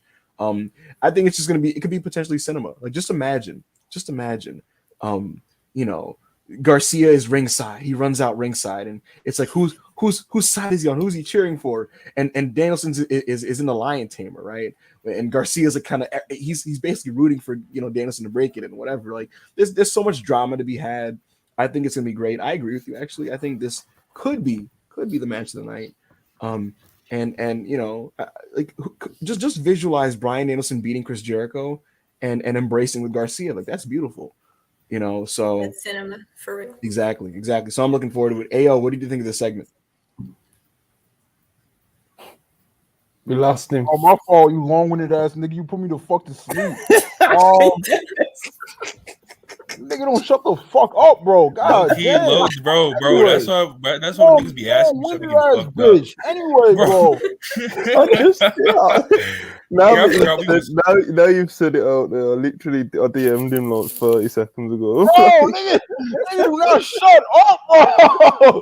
Anyway, bro, the segment was fire. I tweeted when it was going on. I was like, bro, this custody battle that's going on is low key like what's going on with Triple H, GH, and Tony Khan right now. Like Triple H is Bryan Danielson trying to steal away talent from Chris Jericho, who's Tony Khan. Like it's fucked up. They didn't want my nigga Garcia before, bro. But now the fucking Chris Jericho has brought him up, taught him how to be a sports entertainer. At the same time, Hemingway wrote on fucking hilarious. Taught him to be a fucking sports entertainer, and yo, back then they didn't want me. Now I'm hot. They all on me. Type shit, bro. No, it's really. I love this fucking story right now. I don't care which way it goes. Like, everybody wants Garcia in the Blackpool Combat Club so badly and shit, and that would be dope, right? But it's just like I feel like either way, like whether he stays in the JAS or whether he goes to the BCC, like both outcomes are good. Like so, I just care like about like the matches and like the fucking story in between and shit. I feel like the way they're going is like is a little bit too obvious that he's not fucking with Jericho right now and he's going to leave for the BCC. But that's why I feel like the swerve is coming and they're gonna be like, and Jericho might fuck around and win it all out, thanks to Garcia. But we're gonna see where it goes. But this is one of my favorite angles going right now. It's just fire. What do you think of the story? What do you think of the storyline overall, Rob? And what do you think of the segment? Well, actually, I love the segment. I love the segment from the moment Chris came out and then called Garcia and was basically like, yo, like, and I love the fact that Garcia was basically like, yo, my nigga, like, I get everything you're saying right now, but bro, you come on, bro. Like, you know how much that shit meant to me. And I like how Bryan basically came out and cooked Jericho. And bro, I know like niggas don't really see a difference between Lionheart Jericho and Judas Jericho, but I can't wait to see the Jericho that we saw against Moxley against Bryan at All Out. That's gonna be an amazing fucking match. That's gonna be amazing. Yeah, I agree, man. I'm looking forward to all of this. I thought this was a great way to open the show. Mm-hmm. I think that I'd almost argue that I think Chris Jericho Monty suggested that they open with this because we had that whole conversation last week about the ratings and this and that. I would not be surprised if Chris Jericho got you, Rob. I wouldn't be surprised if Chris Jericho went to Tony and said, "Hey, listen, man, you know what we need to capture the people and captivate them and make them care. We have to open with a really good story that has a lot of interesting characters and da da da da, and probably pitch for his thing to open the show." I would not be surprised. And frankly, probably. I wouldn't be surprised. And I do think it was a good opening and it was interesting and look like, the characters involved are very interesting. So, and also sorry, can they do like Garcia versus Jericho at the Arthur Ashe show, like the New York show? They should. That's something like, they should perfect. If he really turns it. Yeah, I think that's great. He winning over Jericho in his home state, I think it's great. Yeah, Booker of the Year, Anna. That I agree with you, and I think I think if he in his home place, beats the master like that, that's a big W for him. And at this point, I think if that happens, we should start beginning the movement to replace Sammy Guevara with Garcia. Sorry, people are saying there's a show in Buffalo. There's a show in Buffalo. Yeah, coming up. Yeah. They should do it there. Yeah, absolutely. Yeah.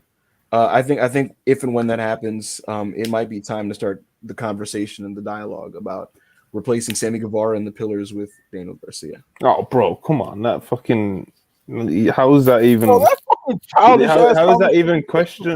That's not even a question right now, bro. What do you mean? Oh, so in your mind, he's more of a pillar, like in your brain, than because it's clear, bro. What are we doing? To me, he's a sick of Sammy already, man. Let's call it how it is. He's been a better talent than Sammy, I think. He had to turn heel for the reasons you don't want to turn heel, bro. Which is that it just wasn't working. Does anybody else think Sammy Guevara is bad, guys? Does anybody think Sammy's bad? Sammy's good. Guys, I just thought of something, guys. Sammy bad. Sammy's bad. That's what you sound, bro. Sammy's a good wrestler. Stop trying to get DG, bro. He's good in the ring. Y'all love this fucking Sammy circle jerk so much, nigga. Like, come on, I don't make these criticisms because of Twitter. No. Hey man, what the fuck is a pillar, bro? And how does it affect the product? How does it affect people's consumption? How does it affect AEW as a business? What is a pillar, bro? Like, what is this conversation we even having right now? Okay, you want me to keep it a stack with you? Look, the pillars aren't really real at this point. Okay. Because look, at the end of the day, it was meant to represent the young, pushed up and coming talents in AEW at its start. And we fast forward now, MJF is not around, Sammy is where he's at, and there are plenty of talents that are not labeled pillars that are in more prominent positions in the company. So it's not what it meant a year ago, obviously, right? But with that said, if you were to ask me, I guess. Because listen, you're getting in your feelings, and I understand it. I'm going to get to your tissues, but look, my real point, you can get into the semantics of the labels. To me, when you ask me who are the best young wrestlers under 25 in AEW, I'm going to mention Daniel Garcia way earlier than I mentioned. That's not the fucking conversation. But that's my general sentiment. Garcia is a better talent than Sammy. No, Rob, you can't fucking interject into niggas' conversation. Be like, hold on, motherfucker. No, nigga. Bro, I was in the conversation too. Anyway, damn. Let me cook this nigga. Two people are talking about. Hold on. Shut up, bitch. I'm cooking this nigga too, bitch. Anyway, yo, DJ is better than Sammy. That's not, bro. You niggas just circle jerking though, bro. That's all I'm saying. This shit is fucking like. Who's even talking about this shit right now? Hey, here's what I'll concede to you. This nigga Hangman. No, Hangman. You love shitting on circle jerks, right? You love shitting on circle jerks. Unless you like the circle jerk at hand, then you love circle jerking. No, because guess what? Unlike Twitter sheep, I have my genuine reasons for why I am not a fan of somebody. And so do people sometimes just join in on the fun of crapping on people because it's the Twitter trend?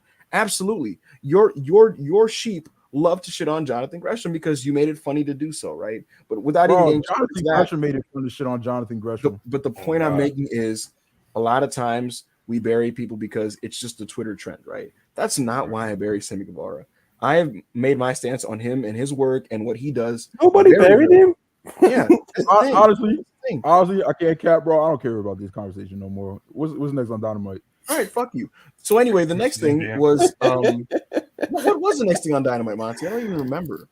The next thing on Dynamite was, according to Parker. Yo, Braun Breaker fucking sucks.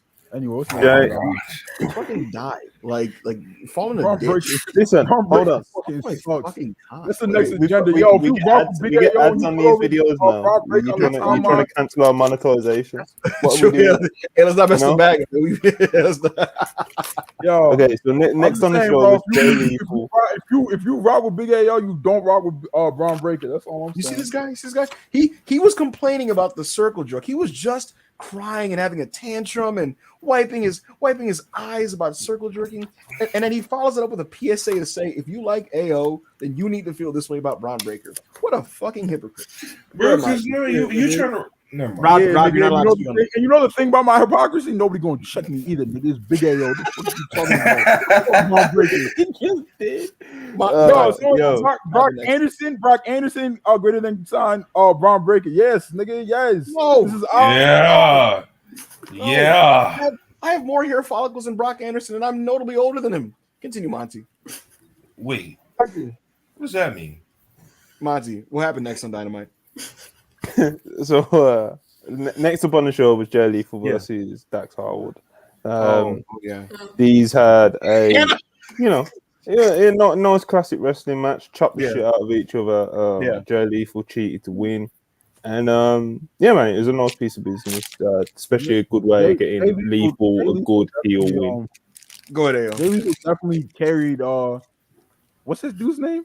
His name is Dax Harwood. David Harwood. He's one half Dax Harwood is one half of the greatest tag team in the world. He is one of the best wrestlers of the year. He's one of the best wrestlers. Look, you're scared, Anna. Look what you're doing. Yo, I have information that will lead to the arrest and imprisonment of David Harwood, bro. No, that nigga is a criminal, and I have information that will lead to his arrest. He cannot wrestle. Jay Lethal carried him to a watchable match. Shout out to Jay, been one of the best of the last 15 years or so. God. Yeah, bro. Fuck that bald dude. You know how Big AO feels about bald people. I'm not fucking with him. Wait. You're bald. Wait. Whoa. You literally don't have hair. You sneak that. Is this self-hate? Is this like the manifestation of like your this is rejection? crazy. Like, what's going on here? Hey, You should be sticking together with a fellow bald guy. Yo, someone just reminded me that Jay Lethal is also bald. That shit has me crying, bro. Yes, guys. That's the joke. Everybody being talked about right now is bald. Lethal, Dax, and myself. You guys got the fucking joke, guys. Bald bastard. Rob, Bro, you ugly fucking big lip beast, nigga. I'm about to get on you, bro. I want to let everybody know listening on YouTube. AO 100% uses performance enhancement drugs. I'm fucking weak. He No, I takes do not. HGH. He takes steroids. He takes various horse liquids. That is not natural. AO injects himself, and I just want everybody to know that. This nigga is capping. And if you're a professional wrestler and you want workout advice, hit me up, bro. I've done great work. People hit me up for workout advice. I send them workout plans.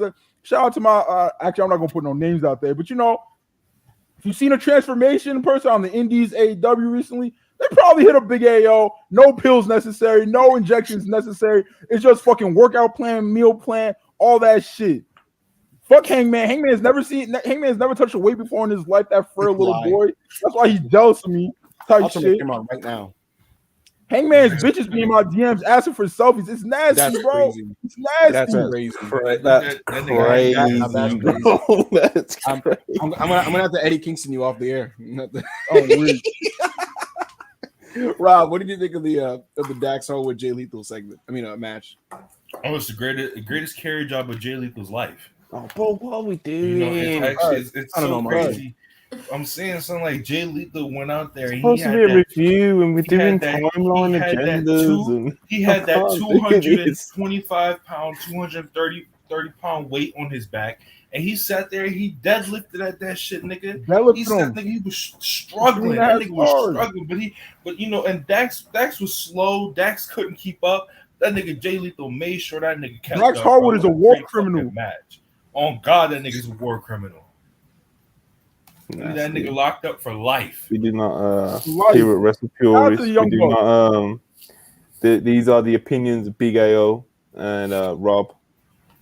I myself do not. Gun Club better.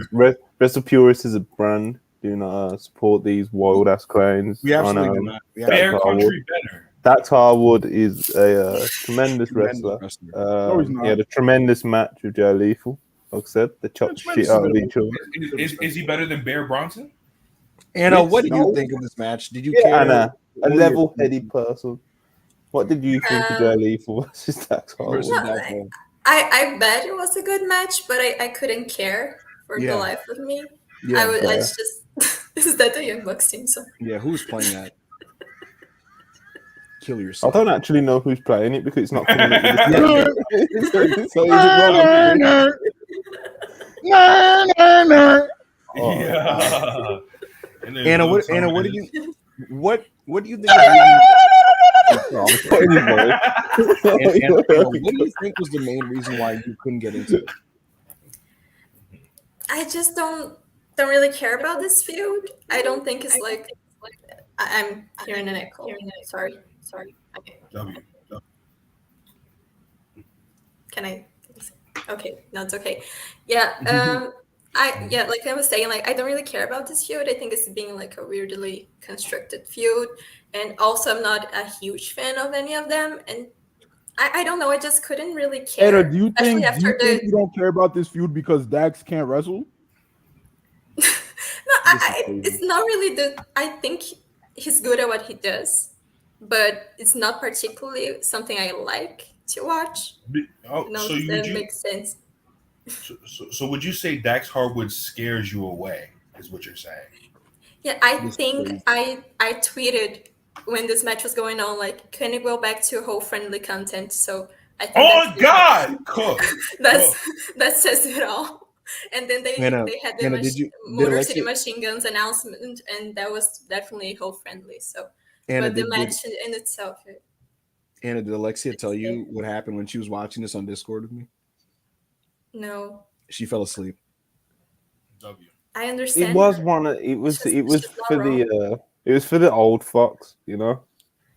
Yeah, it's not really something that it didn't engage me. Mm-hmm. And I'm not saying that that's their fault, but I couldn't really care about it. I'm sorry. I'm sorry. To add on to what I said before, I will say I think that we are seeing a slow phasing out of the woo chants when we get chops in wrestling, because I don't agree at all. I don't agree with that. I don't that at all. I didn't hear it. Loud as fuck. I don't know. I didn't hear. I maybe I need to go back and watch, but I don't know, bro. This nigga smoking crack. Yeah, Rob, you're bugging, bro. Maybe I'm tripping, bro. The Wu Chant is not dead. Wu Chants are never going away. It's gonna get to the point where Wu Chants are gonna be around so long that people aren't even gonna know that they're associated with Flair soon enough. I mean, I'm sure there's kids that watch WWE that don't know it's associated with Flair right now, but the general audience is gonna forget about that shit. They're not even gonna put two and two together. I don't even think there's kids now who don't know that it's Ric Flair, because Ric Flair's so around. He's been in fucking Migos videos, bro. Yeah. I just wanna read Isra comment on the chat, because I think she said it perfectly. Dude wants her to explain Bardem. Neither of them are interesting. Yes. Dude wants to Thank you, Isra. There you go. Sometimes the simplicity is just the truth. So a black man is born to you? Rob, we're not doing this. Listen, the bottom to me, Monty, I appreciated this on a work level. I appreciated the stiff chops. It was very much blue collar, meat and potatoes, no nonsense wrestling, and so I'm always going to appreciate that. And so it's weird because work wise, I thought this was excellent, but I totally understand if someone didn't care, because even though in the moment I was like, wow, the work here is great, I didn't think about this 5 minutes later, and I forgot it happened. And literally when I was recapping the show and I was going off memory and I talked about the Garcia thing, I asked you what happened next because I didn't even remember this happened. So that'll tell you, I guess, what you need to know. But we had to change to the All Out card because it was looking like Wardlow and FTR were gonna face Jay Lethal, Satnam Singh, and Sanjay Dutt.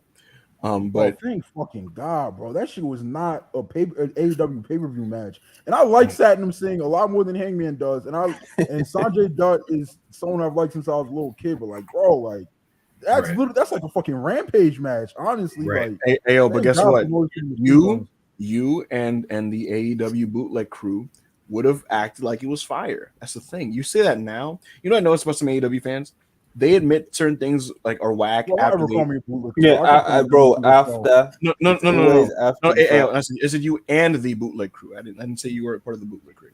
But here's the thing: a lot of AEW fans admit something is whack after the fact when either it's over or it's been changed, right? Mm-hmm. And this would have been one of those matches on the card. If someone complained about the card and said, "Hey, if this match," someone would have been like, "Oh, what do you mean? Oh, Wardlow's gonna power on side. It's gonna be a big pop. The crowd cares about it. It's a good match." And now that it's been changed to some real shit, and the Motor City Machine Guns are in, now people are like, "Oh, this is a big upgrade." Of course, it's a big upgrade. The matchup was like mid. You know, I found the tweet already, bro. I was just like, bro, like, why is this 6-man tag match happening? Much rather have a TNT title feud on the card, right? I much rather have the Machine Guns than the fucking TNT title feud now. Like, what the fuck? Put the Machine Guns on all out. But Monty, you know what I mean, right? Like a lot of people, like if you were definitely to tell them like a week ago, like, yo, this matchup is lame for the pay-per-view, they'd be like, oh no, it's good. The crowd likes. Wardlow. Yeah, definitely. And be a big pop. And to elaborate on the point a little bit, because I'm not here to do AEW fan base discourse. Sure. Yeah, you just notice things like that a lot with AEW. So when something isn't great, the people at the time who point it out get cooked for it. But like in the year, like in a year's time or something, people look back on it and be like, "Oh, that wasn't that great," sort of thing. Yeah. It happened with early AEW. It's kind of like you could maybe apply it now, depending on how it all goes. Like all the backstage stuff and all like the drama and that. There is that section of AEW fan base like, "Oh, everyone's over exaggerating it. Everyone's just being bad faith and blah blah blah blah blah." But like, I'm sure these same people, when we look back in a year's time and everything's hopefully like everything's smoothed out, everyone's happy again, and AEW is doing 0.4s, 0.5s. They're doing great ticket sales, what they were doing last year, and all that stuff all re-levels out, because that's what I genuinely believe is going to happen. I think people will look back on this and be like, "Oh, remember when AEW was nearly doing like nearly slipping into like 0.29, point blah blah blah, and there was all the drama going on, etc., etc." Because like you said, people kind of like no sell everything and make out it's not happening, but when it eventually gets fixed, because AEW have definitely got more than enough resources. Tony Khan seems to know what he's doing to fix these minor problems that kind of get shut down at the time. So it is something. I think obviously WWE fans do it as well. It's just kind of, I think it just comes with like the tribalism and biases that people have with their wrestling these days, which it's fun, but when you're trying to be a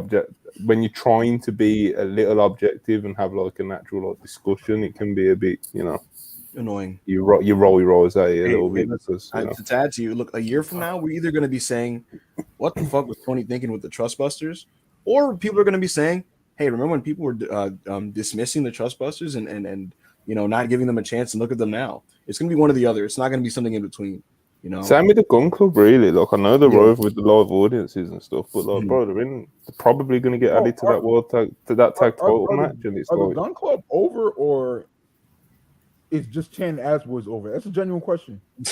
I don't think they're genuinely over. Like I think they get loud reactions because they've been doing like jobber comedy on TV on like for so long, bro. Like people are like, "Oh, they're on TV because they're over." Look, bro, they've been put on TV for so long. Like it's not like they've shown up and they were over straight away. They didn't come into the company over or anything like that. Okay. They've been booked. This is all by design.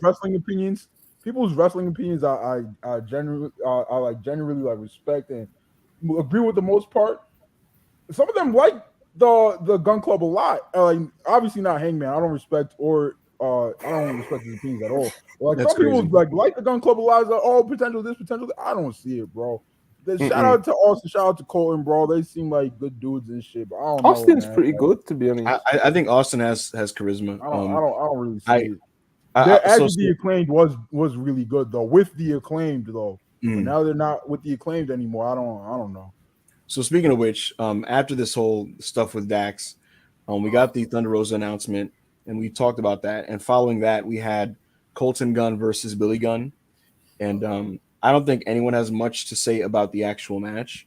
But the question, I didn't really watch it, to be honest, bro. Yeah. I don't think anyone has much to say about the match, but I took a stand against the sure. yes, Gun Club using up that premium TV time that I'm always told about. A bit crazy, yeah. My question to Anna is, what do you think about this feud with the Acclaimed making its way into the tag title scene? Because what it appears that because the Acclaim they showed up and they were fighting, I think, and Swerve and Our Glory ran off the heels or something like that. The bottom line is they're the Acclaimed and the Ass Boys are in a program. Billy Gunn is scissoring Max Caster and Anthony Bowens, and that's what he's doing. He's scissoring him, daddy.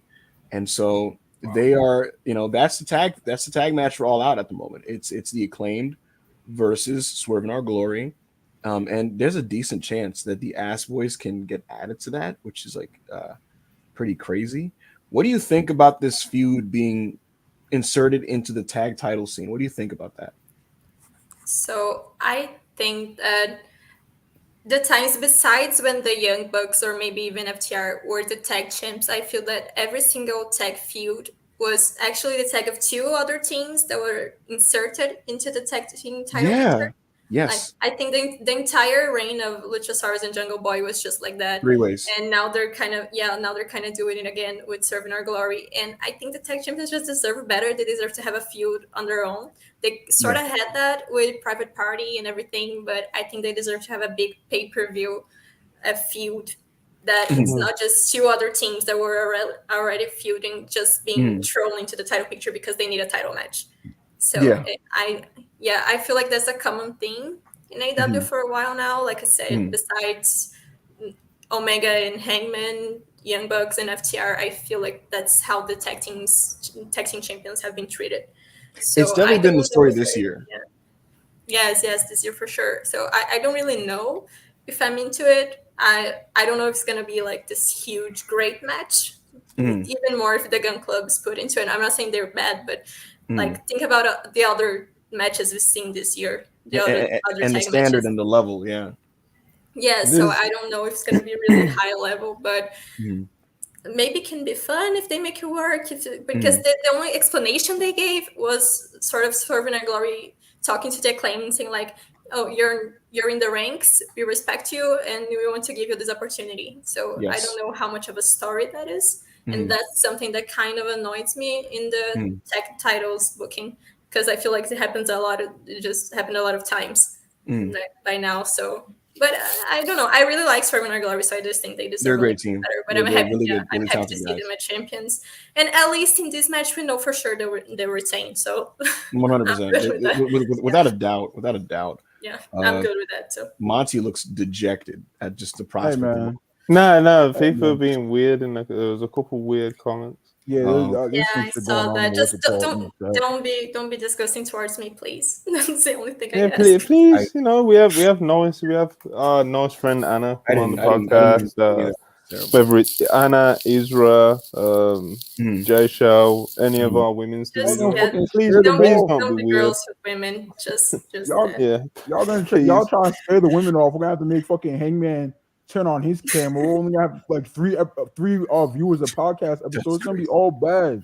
But speaking of Swerve and Our Glory and the All Out match, there's a lot of drones out there, bro. There's a lot of drones who said they were only gonna be champs for 30 days, and then drop it to FTR at All Out. Hey, cool. Hey, man.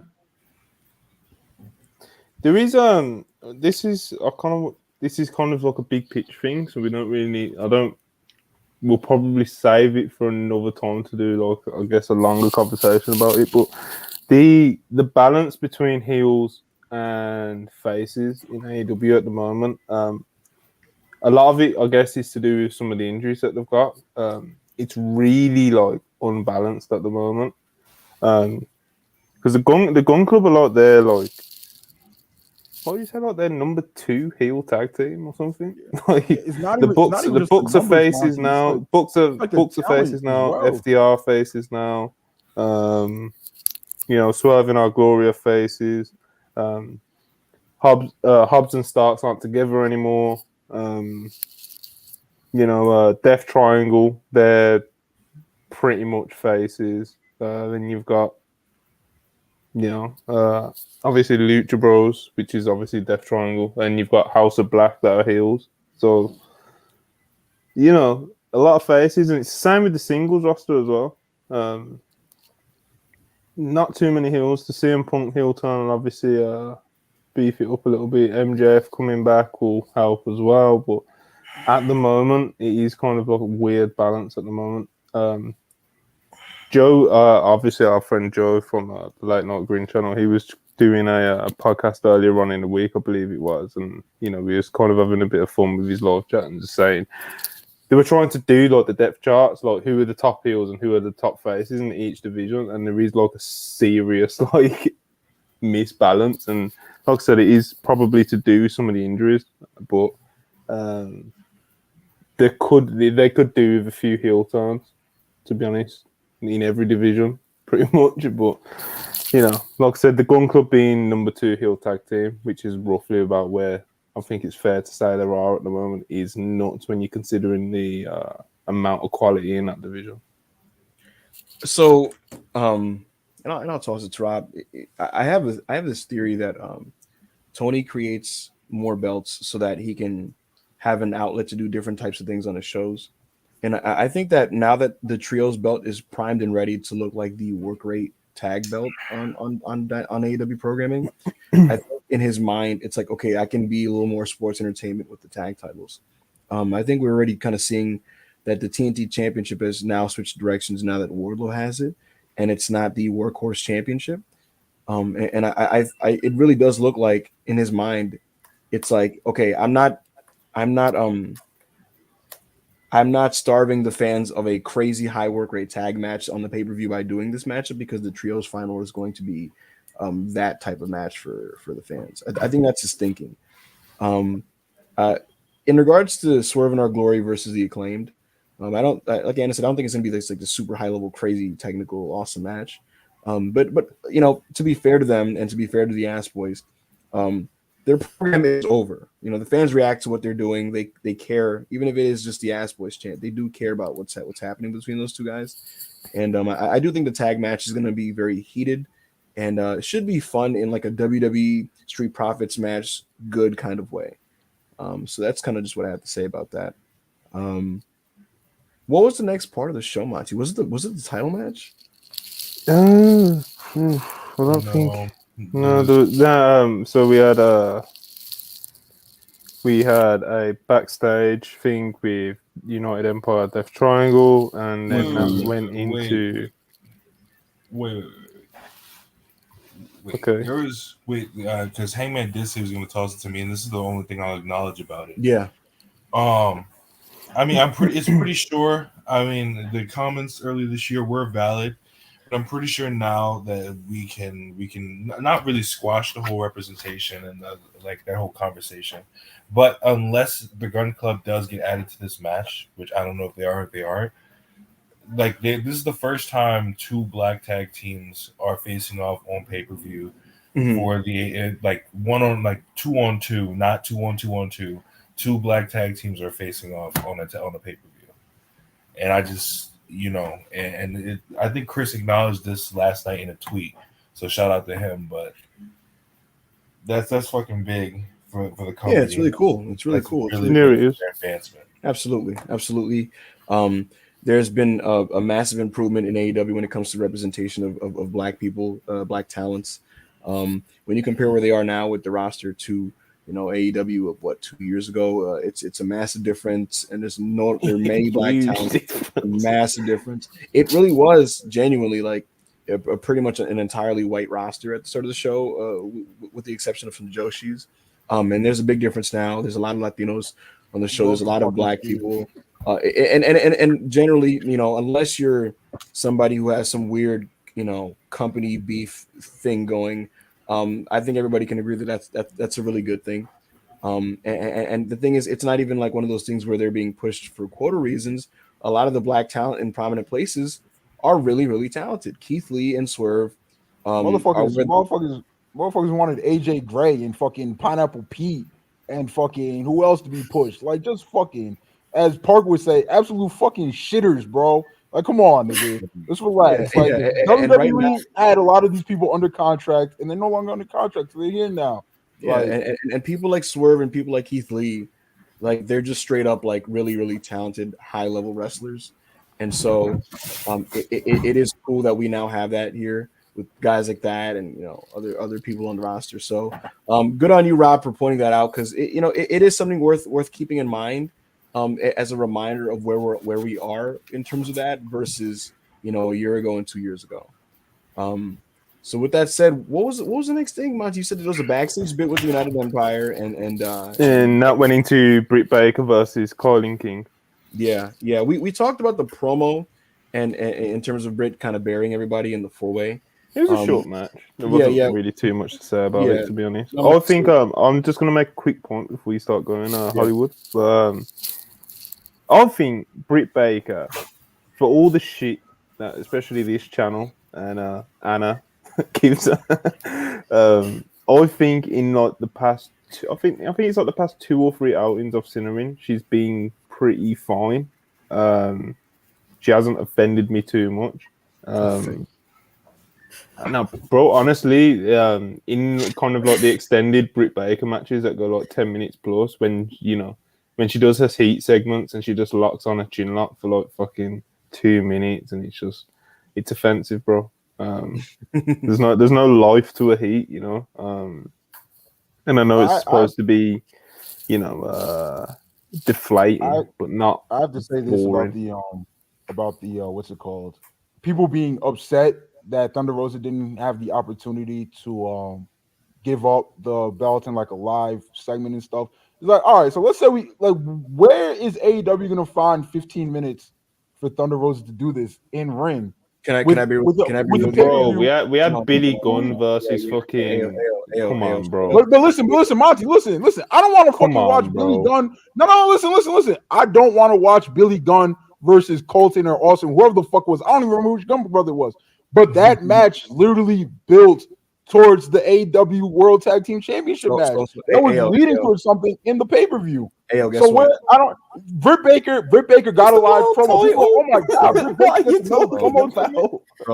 Listen. Britt Baker got a live promo. People were like, oh my god, Britt Baker got another promo segment. Britt Baker has a fucking match on pay-per-view in 2 weeks. Yeah, she got a fucking promo segment. Like, what did people want to take away from this show? Like, fucking Sheeta came out during the what's it called? Like, Rob, I mean, bro, you're talking about that was a title thing, but dude, at the end of the day, there is no actual storyline for Swerve in Our Glory and the Acclaimed, and so it's like you're not cutting any narrative here. Quite frankly, when the Gun Club members went out there to have a match, it could have just never gotten underway, and we went right to the angle. We could have straight up went right to the angle, cut 6 minutes out of that, and let Thunder Rosa talk in ring for 4 to 5 minutes, and nothing would have been affected or changed. So I'm not even making a big stink about the whole thing, but when you ask like what could have been cut easily, I would point to you to that match, which did nothing for anything from a match standpoint, and you could have still had the angle. So that's and I don't think like she needed 15-minute segment or anything. I just think like going out there, she didn't even need to go to the ring, just like go out and speak in front of people, because she's the champion and she's opening like her title. She's letting her title go for a while because she's injured. So I think at least going up to the stage, maybe 1 minute, 2 minutes, and then maybe they could do something with Tony and Jamie and Britt coming out, just like to build towards the match and let them promo. But I don't think she needed all that much time. But doing it backstage was, I think doing it backstage in less than a minute was kind of weird. Just think it was really weird. It's pretty nuts. I can't lie. Monty, go ahead, Anna. No, I was just gonna say that. Okay. I think it could have been done better. Yeah. Monty, is the next segment the title match? This nigga's itching. Itching. Yes. Okay. I believe so. Yeah. This is pretty much this is my soliloquy to get into. So I request this time. I promise you I will have nothing substantial to say for the rest of the show, and I'll let you guys cook. But if you want him to stop, send us money, bro. I'm watching the viewers. If they start dipping, I'm cutting your shit off. No. I'm gonna make it sweet right now. Hold on, I'm getting into the Punk. He's doing promo for his monologue, but it's gonna.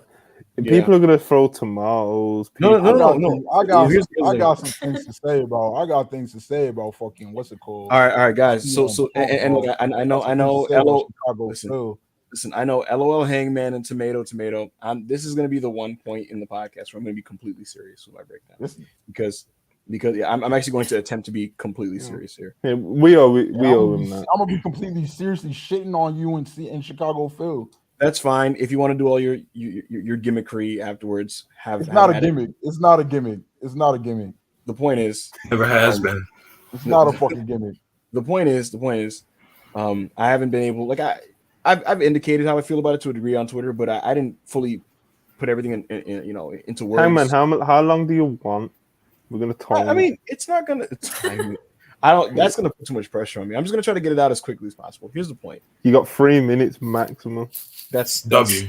That might be too little. All right. Here's my deal. Too little. It's no, not. Hey, man, it's we're not gonna sit here and listen to you rant for 10 minutes, bro.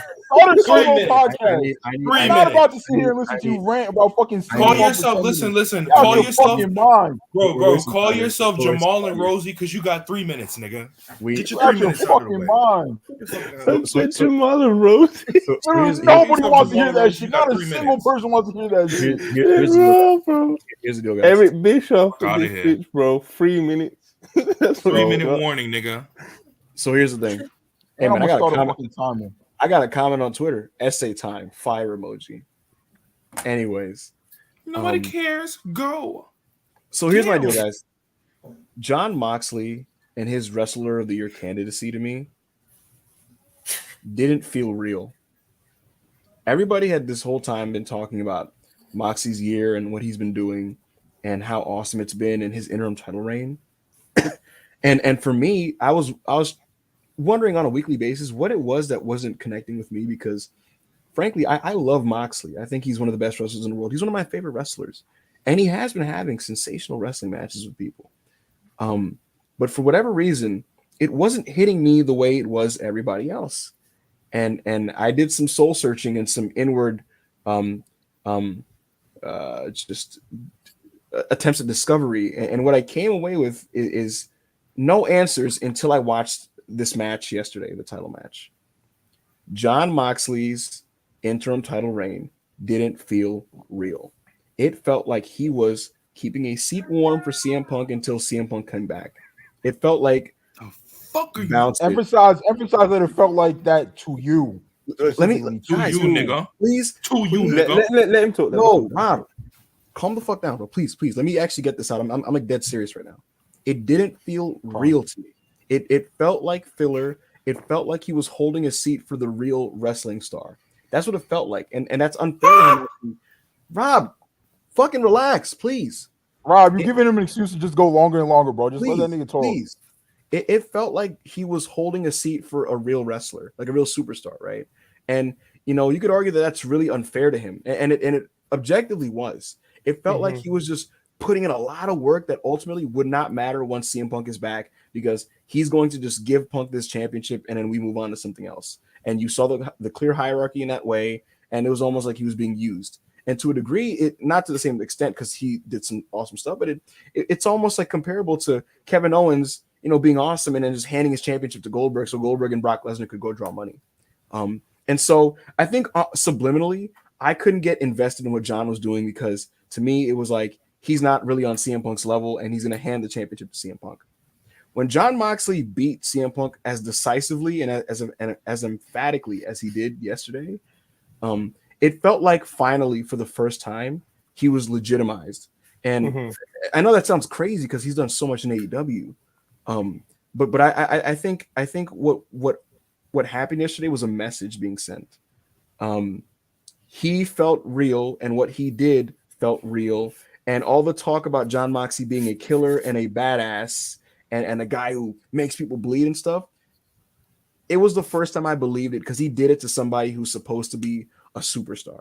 He didn't do it to Konosuke Takeshita, no disrespect to him. He didn't do it to Mance Warner, no disrespect to him. He didn't do it to, Kyle O'Reilly, no disrespect to him. He did it to CM Punk.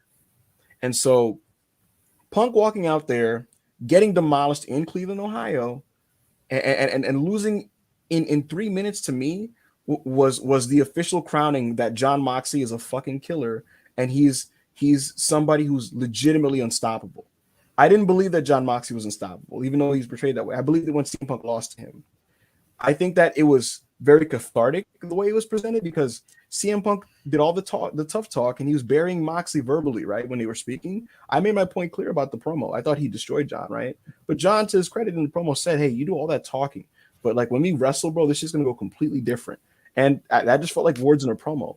But he backed it up because he did beat the shit out of him. He demolished him and he humbled him. And again, because of the way Punk was acting the week before, like a douchebag, it makes you want to root for him to do what he did, and that's what he did. And in Cleveland, in Ohio, it worked totally perfectly because Mox was the babyface. I had a lot of questions about why was this happening on television? Why are we doing this before the pay-per-view? I said I wanted them to put a lot of meat on this bone and build this up as much as possible before the pay-per-view. And I think a lot of things were at play. I think Tony Khan wanted to pop a rating. I think politically, Punk had to show that he's willing to play ball and show the locker room, hey, I'm not just trying to get handed things. I am willing to earn it. I am willing to put people over. I'm not selfish. And so I think from that standpoint, there's a political nature to CM Punk showing I am willing to lose and eat complete shit to Jon Moxley, and I'll do it on live TV and get embarrassed. And I think that's what he did. And I think now that he did this, it makes him eventually, presumably beating John at All Out, not feel like a guy just kind of waltzing in and just snatching something that maybe he didn't totally deserve. There was always the undertone of, man, like, we love CM Punk, but God, he's like, John's doing so much good work right now. It's kind of unfair to him that he's going to have to just lose his belt. But him dog walking Punk the way he did and establishing himself as the actual like obstacle of AEW, the mountain that isn't moved, before this happens, is a very effective booking technique. And doing it the way they did it, where it was so short and it was predicated on Punk's foot injury, it adds a sports like layer and element to it, which made me feel honestly like I was watching MMA or boxing, and it was very exciting and electrifying and just like shocking to the system. Like I wasn't just watching a regular wrestling show anymore. I was having an experience with something that's like beyond just the show I was, that was being put on. And that's why I thought about it deeper than the time it was on TV. I was thinking about it afterwards, the way you would when, someone gets knocked out in a mixed martial arts fight. So ultimately, I thought that this was genuinely one of the greatest pieces of business in the history of AEW. I think that CM Punk is kind of a master, quite frankly. And Jon Moxley is becoming an all-time great talent of his generation. He destroyed CM Punk. Punk is now limping out of this situation, frankly, pathetically, and now he has to swallow his words, and he is now at a disadvantage, and he's going to have to be the babyface working from underneath in Chicago, trying to win the belt back in the ultimate Rocky story, which is really interesting. Rather than being the cocky douchebag who didn't eat shit from anybody, he just talked his crap and he beat people, and Mox is going to have to just get bitched. It's a completely different dynamic now, and I prefer this dynamic now that I've seen it, and I'm willing to admit that this is a very interesting direction that does make the story a bit more interesting. So overall, well done. Mox is awesome. CM Punk is a master. Mox is great at what he does. This was a tremendous match, even though it was 3 minutes. It was a cohesive 3-minute story. And I give kudos to everybody. That's my opinion on this. It reminded me of kind of it was, with it being like an interim belt and everything, and a lot of kind of the point of what you were saying is like, is surrounded around that interim thing, that interim cloud that was over Moxley during his, we'll call it reign now because of course he's the unified champion, and there always comes with questions, whether it's professional wrestling, whether it's boxing, whether it's MMA, and to see Moxley go in there as the interim champion and run through CM Punk, who's supposed to be the guy, the top star. Sorry. It was somewhat reminiscent of, I don't know how many people in here follow MMA, but I'm sure everyone will be familiar with the names I mentioned. But it was kind of like when Ronda Rousey came back, and even though she was coming off a loss, she was still, seen by many people as, like, you know, she's Ronda Rousey, she's the baddest woman on the planet, no one can really touch her. She lost because she just had an off day, blah blah blah. And Nunes was putting in this work in the meantime. She was the champion at the time, but everyone kind of thought, but not everyone, but there was a lot of people who thought she was just like a placeholder for Ronda. Ronda came back, and I'm sure if you know, anyone who saw it definitely remembers it. Nunes ran through Ronda Rousey in like 45 seconds, just demolished her. This was somewhat reminiscent of that, and in the same way that it done for Moxley last night, that really established Nunes as like, this is, you know, this is the top star, this is the top person of this division. I thought they pulled it off really well with what they were actually going with here, to be honest, because when the match was booked and brought forward to this Dynamite last night, it brought up a lot of questions. I was somewhat worried. There was people on the timeline saying that they can't think of one good outcome for it, and I think whether you liked it or not, it definitely makes this whole thing a lot more interesting now, I think, going into All Out. According to Dave Meltzer, the match for All Out main event is still CM Punk versus Jon Moxley. Of course, with it being in Chicago, with the dynamic that was created last night, I think it's made it very, very interesting, to be honest. So, yeah, man, I thought it was a pretty good piece of business. I do. There is still that part of me that kind of wishes that they had, you know, a real match, if you call it. But I'm sure we will be getting that in Chicago if the match does happen, as Dave is reporting. Can I make one retort to that real quick before we get everybody else's opinion? I'm really, really glad this was not back and forth, because if this was back and forth and Moxley wins, you gave away the pay-per-view main event, and I have less of a reason to just see this again, frankly. I think it being so decisive like that is the point you were trying to make, which is that, like, you thought you were going to walk in and beat me. Like, you're not. I'm a fucking killer. Mm-hmm. You know? And so to get that message across, he has to beat the shit out of him. It can't be back and forth. He might have had him here, he might have had him there. No, he had no chance, and Moxie fucking cooked him. He destroyed him. So, yeah, to me, that's what makes it just Rocky. That's what makes this a fairy tale now. That's what makes this, you know, cinema, frankly. So that's just kind of how I see it. Anna, what did you make of just what they decided to do here with CM Punk and Jon Moxley? I think it was the funniest booking Tony Khan has ever done.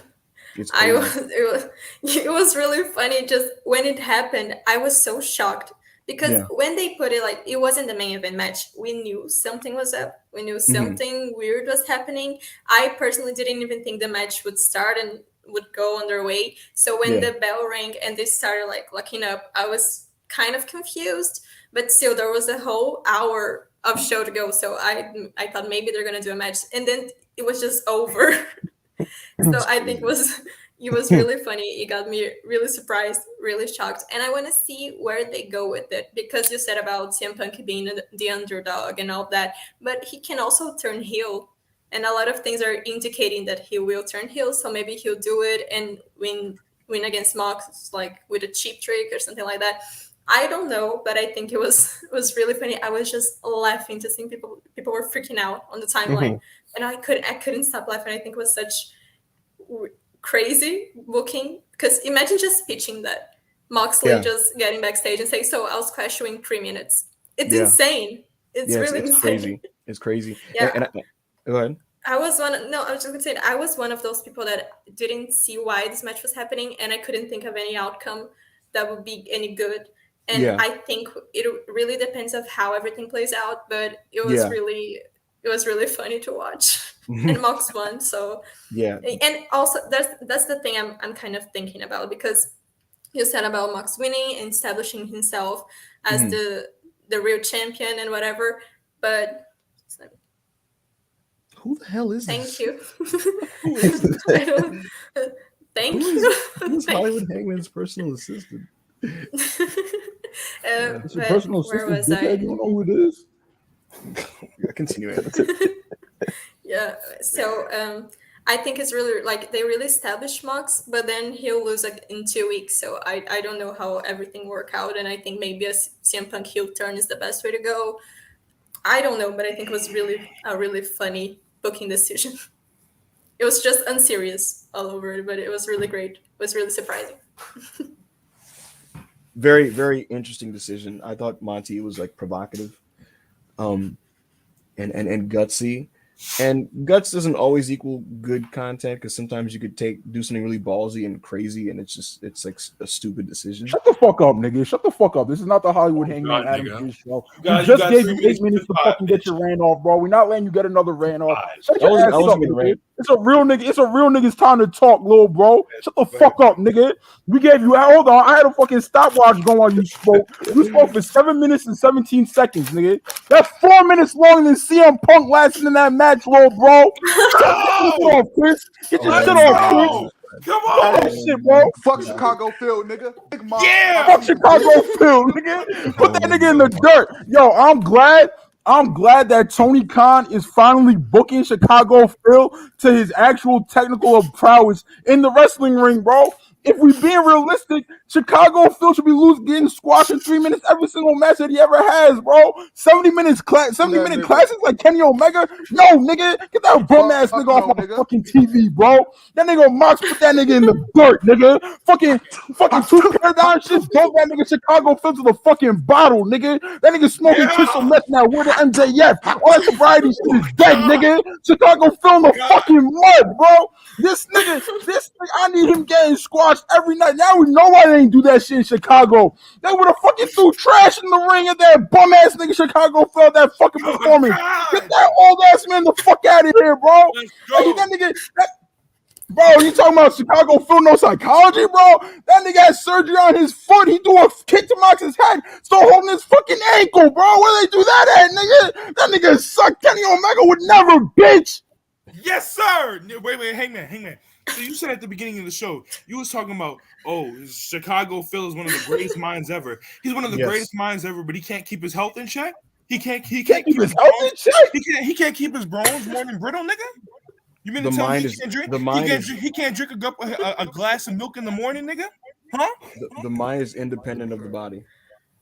Nigga, the fuck? The body's weak because the mind is even weaker, bro. Get Chicago Phil the fuck out of here. CM Junk. CM, this match was a brilliant chapter in an amazing book, and I'm really looking of the story of John Moxley. Of the story of John Moxley, wrestler of the fucking year. I told you in March he wrestler of the year. I told you in April he wrestler of the year. I told you in May, June, July, August. John Moxley's the fucking wrestler of the year, little bro. And you was trying, CM Punk. CM Punk's gonna come back. CM Punk came back and got put in the fucking dirt, little bro. And guess what? Moxley was bleeding buckets out his earlobe last week and still finished the match, nigga. Dunked on that little boy. That's what's up. Listen, CM Punk losing the way he did is a massive boost to his candidacy of Wrestler of the Year. And look, he is a candidate. There's no candidacy, bro. He's not on the ballot. He is on the ballot, and guess what? Moxley is part of Punk's story. He is Punk's vice president on the ticket. You're echoing a little bit. Yeah, you are echoing a little bit. Listen, man. To me, is it echoing still? Testing. Yeah. What the fuck? Hold on. The universe said enough. Nah, nigga, I'm not done getting my shit off either. Is it still echoing? Testing. Yeah. What? I don't know what happened here. Your mic got scared when you started screaming.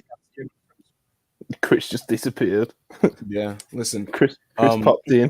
To me, am I still echoing? You're still echoing. It's just basically when you're not talking, just mute your mic because when you're talking, it's fine. Listen to me. This is a massive. We lost Rob as well. Oh shit! Anyone's at the bottom of my screen. So look, to me, it's just a massive piece to this next puzzle, and for me, Punk was always Wrestler of the Year because I just think he's a thinking man's wrestler, and he just like I'm. This is gonna sound like shit boing boing. I feel like I'm at his mercy when it comes to his work. I can't. Hey yo! Get off your knees! Here's the thing. It sounds crazy, but it's like he is crossing. He is 40. Yeah, Rob, let him get his point off. He is crossing me over, man. It's like other people are having great matches, right? he's having really thought out, well developed. CM Punk is the jobber of the year. Ford is talking about another CM man Punk has you is at his having mercy. He is having well thought out narratives and matches on a level with more depth than anyone else with what they're doing. And like I can't even, I don't like being wrong when it comes to wrestling. And Sure. Tony Book's better book Hangman Mox next, or he not care. Thank you for the donation, H. Dracon. Hey man, I know we don't cover all the shows. There's a lot of shows, Dark Elevation, that we just don't talk about on WrestlePurists. I actually know somebody who did some jobber work for AEW last night, and I just wanted to shout them out really fast. I heard that they're listening to the podcast. So information on the jobber last night: Philip Jack Brooks, born October 26, 1978, better known in the ring as CM Punk, is an American professional wrestler, sports commentator, actor, and retired mixed martial artist. That fucking jobber that got put in the fucking dirt by John Moxley, nigga. Bum ass nigga. He's the wrestler of the year. He's the wrestler of the year. He's a straight up genius. And yesterday was a masterpiece. My guts here, but I cannot miss out on a chance on dunking on CM Junk. Fuck that nigga. Man, that's the nigga that man. You know what the fuck the power part is about it? I know the nigga who did. I know. Oh God, I know the nigga who did Punk surgery, nigga. It was that fucking nigga in Florida, that 18-year-old nigga that had that fake ass fucking hospital, nigga. I'm tired of this, bro. You coming on here talking about you're at the mercy of another grown man is crazy. What I stand up. No, what I meant by saying that is that I'm not even bothering predicting what's going to happen or what should happen, because quite frankly, for one of the only times in my fandom, what ends up happening is much more interesting and thought-provoking than whatever I could suggest or assume is taking place. You know what I mean? Be right back. And it's genuinely thought-provoking. CM Punk versus John Moxley was a visceral experience that once it was over, I couldn't think of anything other than that, despite all the cool stuff that was happening afterwards on the show. Christian cut a promo. I couldn't focus on it. Ricky Starks cut a promo. I was thinking about the Punk match. The main event happened, and it took literally Will Ospreay and Pac being athletes on a generational level that is just rarely seen and rarely matched in the industry for me to be kind of woken up from just the state of shock. Bro, you act like this nigga shot your dog, bro. He did not shoot your dog. Your nigga just lost. Everybody loses. The match was tremendous. Like I said, it was a great piece of business. I can't wait to see what happens next. John Moxley carried. He if that's how you want to see it, that's fine. Carried. If that's how you want to see it, that's fine. Best wrestler in the world. He is absolutely an important wrestler. He's a great wrestler. He is shits on Dax Harwood. He is okay. I'm spitting on CM Punk's grave. I'm throwing up my fucking guts here. Food poisoning. And I come on a pod just to spit on this nigga grave. Fuck CM Punk. Yeah. Big Mox. Yeah. He better, this nigga taking jabs at Kenny Omega, talking about, well, I don't do that. I do this for buy rates, not star ratings. Hey, did CM Punk sell out the Tokyo Dome? He never wrestled in the Tokyo Dome. I have a question. Mont, I have a question real fast. Mont, you just left to take a piss, bro? Nah. Monty just left to take a piss. Hopefully, he was on that nigga CM Punk's grave, motherfucker. No. Everybody with their show right now. And they gonna piss on CM Punk's grave. Chicago, feel your fucking finish, little bro. CM Punk, you are one of the greatest. Is what we're still talking about, then. Punk, I will hopefully interview you all that weekend, and we will talk more about this. He don't know you. He actually literally does. I know he does. And I know that Hollywood Hangman Adam Pearce. That's that nigga boy who be shining my boots. Yeah, he does not sound like this. Anna, did you have any opinion on Jungle Boy's that's exactly how he sounds. Sorry. Did you have any opinion on Christian's backstage promo with regarding Jungle Boy? It was good.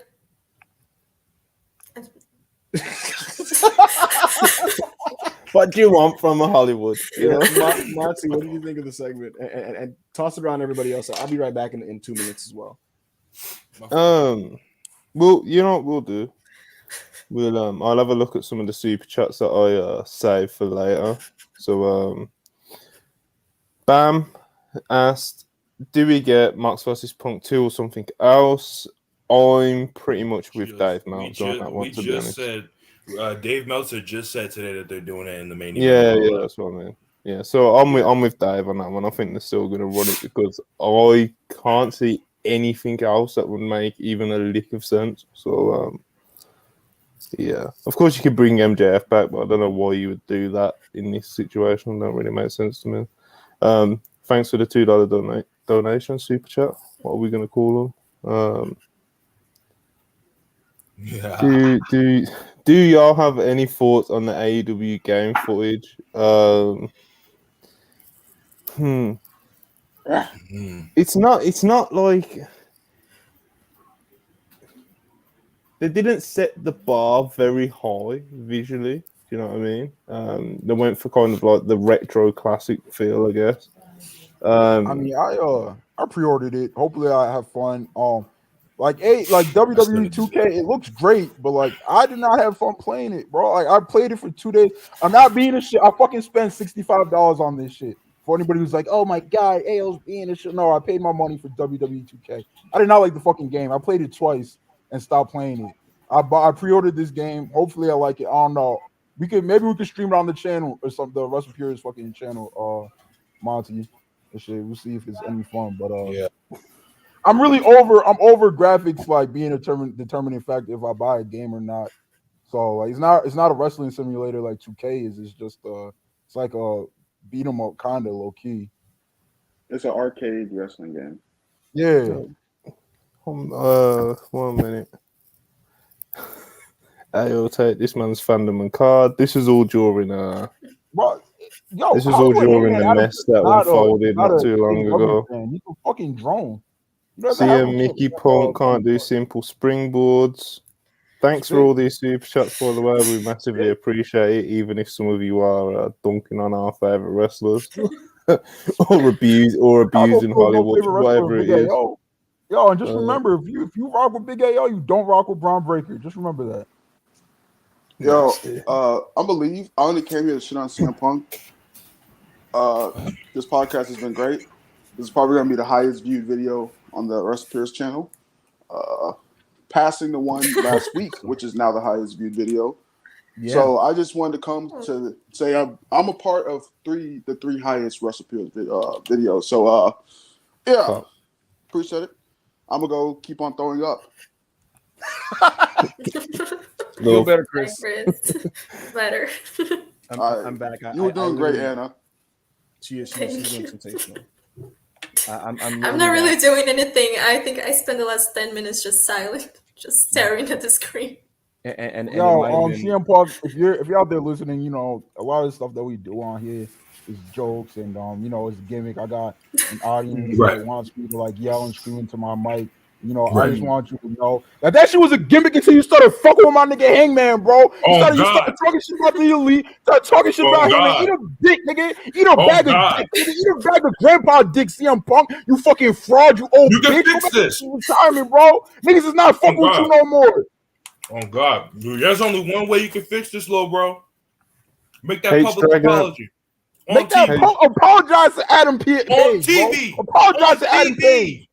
Yo, let me get this. Yo, let me get this super chat off, man. Read that. Because it's Drake on. At this point, I don't know if it's Punk slander or Hanger slander. This guy is just Punk slander. I think he means Hanger as in Hollywood Hanger. Yes. Still love Punk in AEW. Favorite wrestler. Mox needs storylines.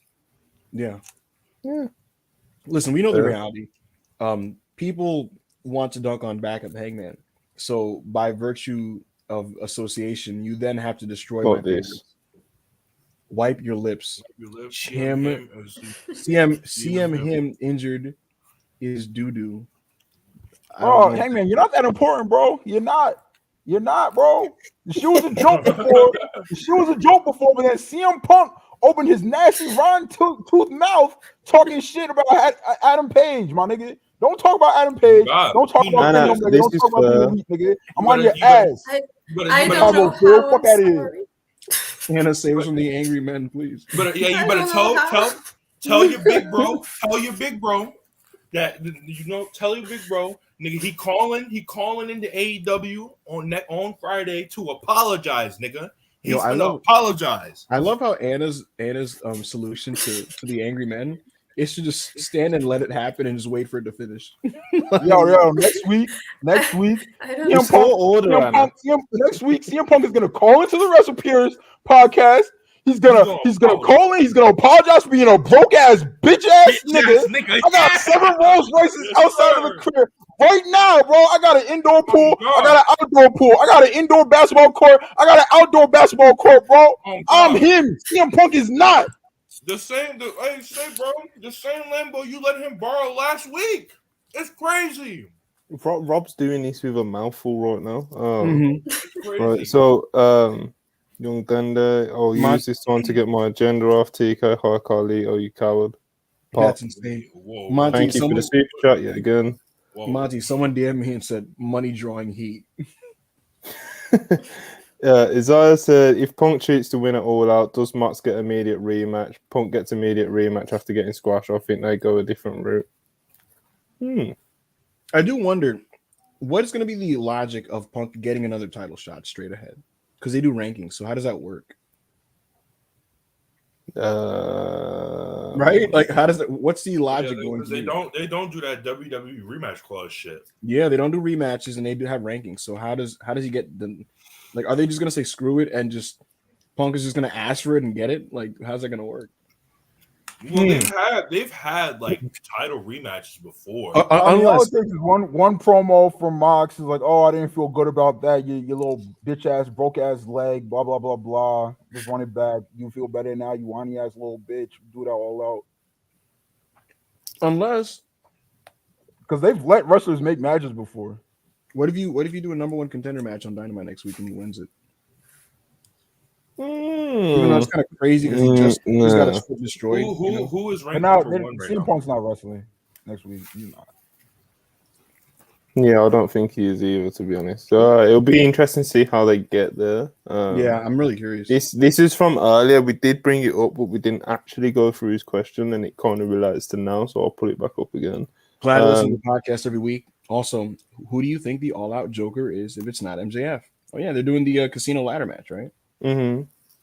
Yeah. So who else could it be outside of MJF? Kushida. Ooh. Ospreay. Will Ospreay, Kushida. I think Ospreay's taking on Hack, but yeah. I want to see him wrestle everybody. Yeah, no. Yes, he is next level. He is next. Can we talk about the main event now? Please. I think we've got around about that far anyway. Anna, talk to me. Talk to me about this main event. Will Ospreay and Aussie Open, Mark Davis and Kyle Fletcher versus the Death Triangle, Pac, Ray Phoenix, and Pentagon. These guys went out there for about 30 minutes. You tell me about it. What are your feelings? What are your reactions? What are your emotions? What do you think of this main event? Like, I knew it was gonna be amazing. Just on paper, there's no way that could have gone any other way. But I think it was so much better than what I was expecting, which is insane because I was already expecting so much out of this. And it got to a point I started taking off my clothes because I was so hot just watching it. And it was insane. Will Ospreay, I know we have all these talks about Wrestler of the Year and whatever, but I think if we talk about matches alone and in-ring performances alone, not anything else, because if we talk about the aura and the storylines, I think Mox a little bit up there. But if we talk about just the matches, Will Ospreay is it for me. He's been having my favorite matches this year, men matches, of course. So I was really excited for it. And there's also the whole thing of the story of Ospreay with Kenny Omega. So there was this uncertainty if the United Empire would Parker. Wish I never put him over now. Yeah. And so Parker. We're still podcasting because Hangman will find literally anything to go on a 15-minute rant about, but it's neither here nor there. You literally screamed for 20 minutes straight about Chicago, Phil. It doesn't matter. And Hangman will find So- literally anything to go on a 15-minute rant about. oh God. So I think that was one of the biggest gatherings of hoopers in the same ring in history. It was just insane. The first opening segment was just amazing with Phoenix and Osprey, and the whole rest of the match just kept getting better and better and better. And by the end, when they actually won and the Elite came out, I was losing my mind. Next week will actually beat this one, and I think this week this match is top 5 best WCW matches ever. I think it was just insane. It's definitely on my top 5 favorite matches. And the fact that next week we're actually getting Osprey and Kenny in a ring together, I did not see that coming. Of course, I was rooting for it since the beginning, since they announced the brackets. I was rooting for it, but I was sure it wasn't going to happen because I thought Osprey was just like fly to the United States for a day and then go back. But apparently this is happening and it's crazy. And there's the whole thing with Pac that they can do, and there's the story with Kenny. And I don't know if you guys saw the post-match promo that Kenny cut on Osprey. He just he obliterated Osprey. He killed Osprey. It was just live murder. It was insane. It was really, really great. And I'm just really excited for it. I think the match was phenomenal. It was insane. They're all amazingly talented. I'm a big Aussie Open fan for like a couple of years now, so it's really great to see them getting this attention. And I know it's kind of nasty. People don't really like Osprey as a human being, but I think he's just a phenomenal wrestler, and there's no way of denying it. So the match, and of course, that triangle. What do you say about them? They're incredible. And I'm just really excited, and I was really happy. I think it was just amazing from top to bottom. And if you haven't watched it, just go back and watch it because it was incredible. I was just really happy with it. Yeah, it was tremendous. It was genuinely one of the great Dynamite matches. I don't know how many of you listened to Meltzer on Observer Radio, but he pretty much said as much as well. He said it's the best 6-man tag he's seen in 5+ years. He said Osprey is probably the best wrestler in the world. It's one of the great Dynamite matches, etc., etc. The usual sort of stuff he gets into when Will Ospreay has one of his big matches lately. The guy is genuinely, he's somewhat unbelievable. Even he still sets the bar for the. It's not even just the acts of athleticism. You can literally look at the G1 Climax final he had with Okada, which was mainly just like selling and storytelling. He can do it all now.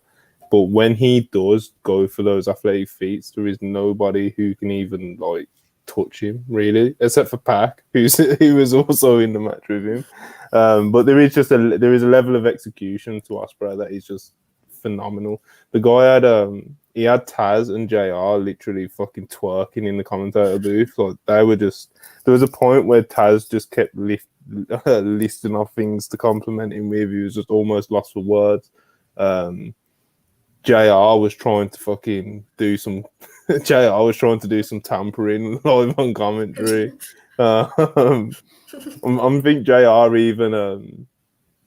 I think even JR even kind of gave in it towards the end of the match and was like, "This kid might be the best in the world." And you know, to come into an outside promotion, like I know most of the AW audience are well aware of who Ospreay is, but to still come over and do what he's doing at the level he's done it at, going around all these different promotions and giving them their best matches or one of their best matches, he's just a freak, man. He's just a freak, and like I said, even had Taz and JR just fucking going crazy. Even like that little thing in itself popped me, to be honest. Just seeing how like fired up they were getting for him, but he was phenomenal in this. Everyone was pretty good in this, to be honest.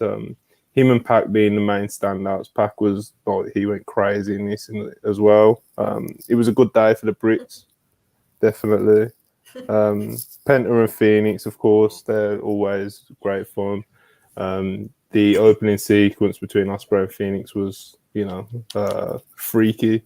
But yeah, Aussie Open, they're amazing. Two big guys, look the part, can wrestle the part. Mark Davis especially just looks like he hurts people.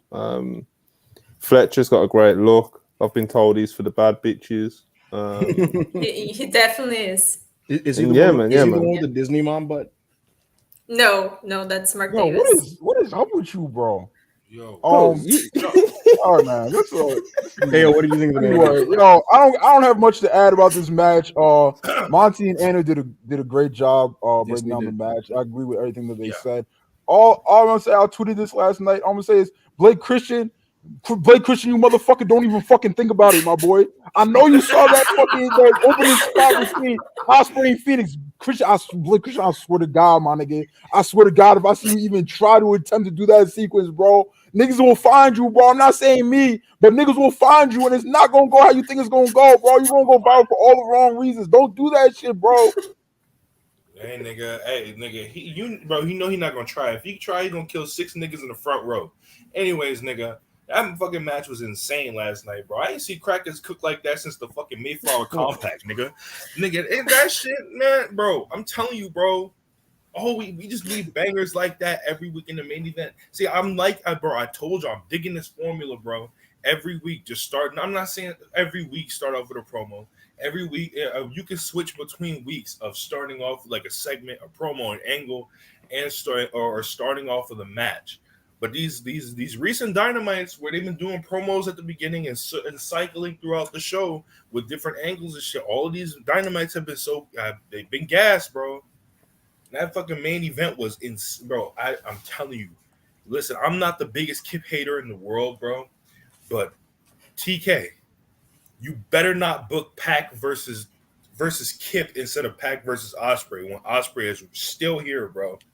That's the only That is that's disgusting. probably the only I wouldn't even call it like a con because the match was still like so good in what it was, but like I will say that the Kip stuff, I guess it is something that they've kind of hinted at doing the past couple of weeks, I guess, with Kip being at the side of Pac's matches and stuff, but bro, you just keep being involved in this, like it just didn't roll. Like I don't want to be watching a match of the year contender and get Kip Sabian interference in the lead to the finish. You know, bro, it's like, bro, if I find out Will Ospreay was in the city the same weekend as All Out in Chicago, the same weekend as All Out, and he books Pac versus Kip, there's gonna be some fucking problems, bro. There'll be some fucking issues. fair. Yeah.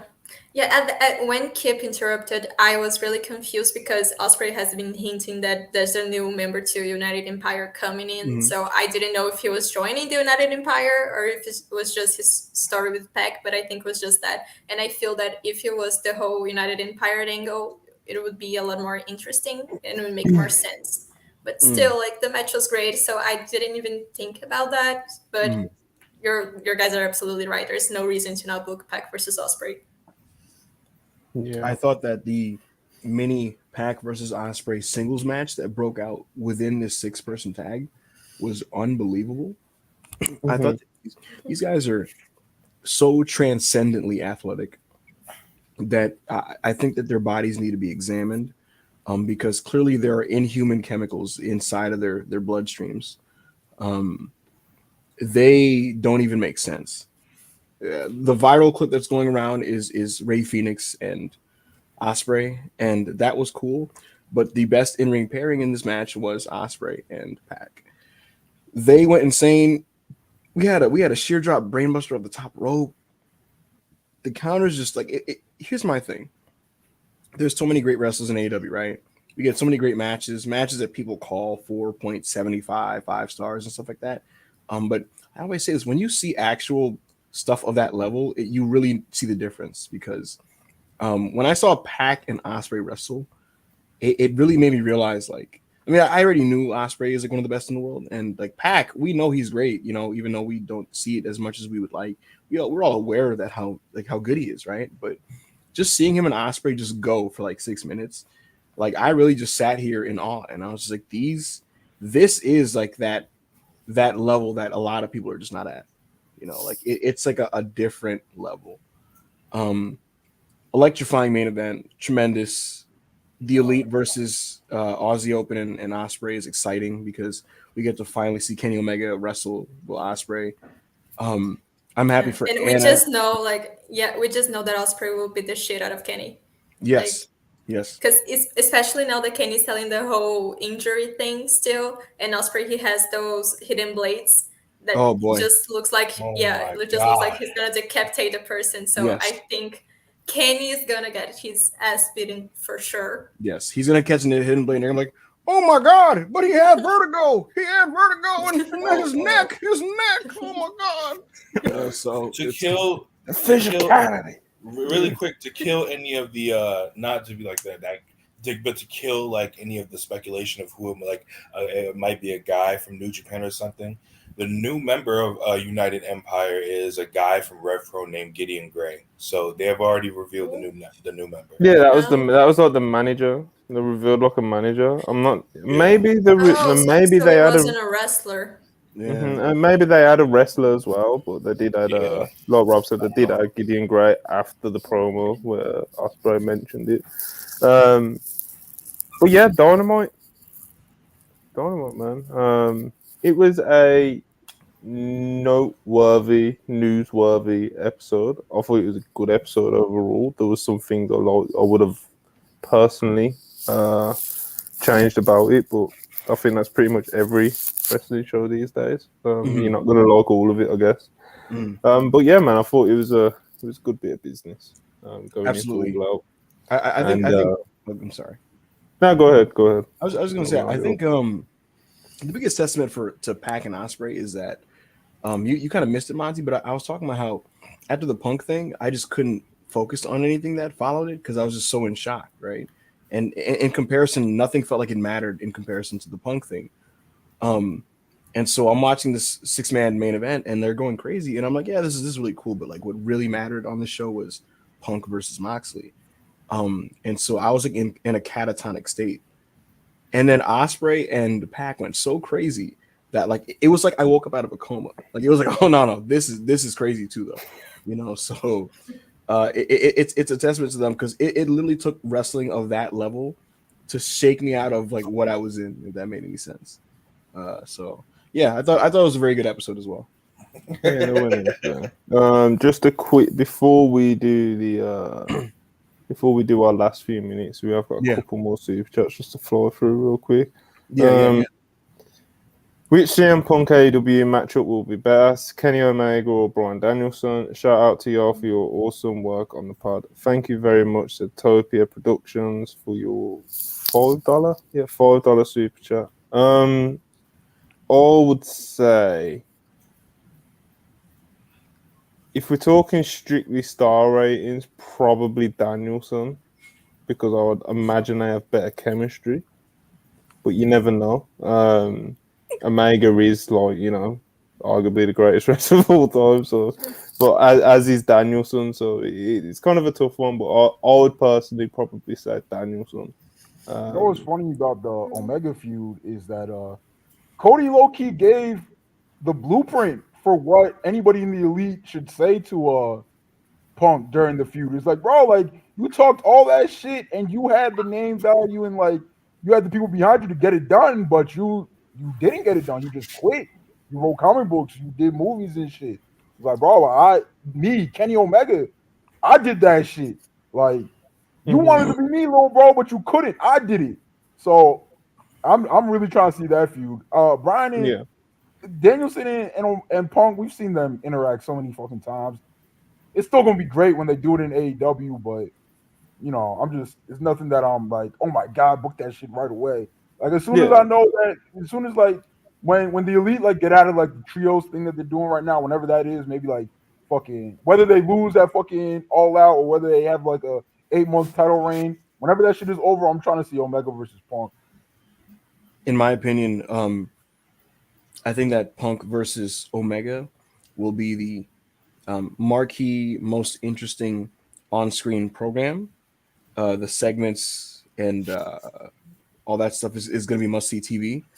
The better match to me in ring-wise will be Punk and Bryan because of their history and their chemistry together. I think they know how to wrestle each other, and so the AEW version of their match should be incredible. If anyone remembers, they wrestled at what was the pay-per-view in 2012? Over the Limit 2012. They had literally one of the best WWE matches of the 2010s. and they went like Ring of Honor mode, and it was tremendous. Punk. And so imagine them doing that now in an AEW setting with less restrictions. I think that match will be like incredible. But again, from a storyline standpoint, narratively, the promos and all that, Punk and Omega is the big program to do, and so Yeah. I'm ready for that. Anna, what do you think? I think I'm personally more interested in seeing Punk versus Omega because we've never seen it before. So, and like you said, we're seeing Punk and Bryan, so we know that it will be great. But I'm really interested in seeing what Omega and Punk will do together in the ring because I don't know if their styles really are like similar. But like Omega and Punk, they can work with every different style. So I think both matches are going to be great. I personally want to see the Omega one more. Rob, who you going with?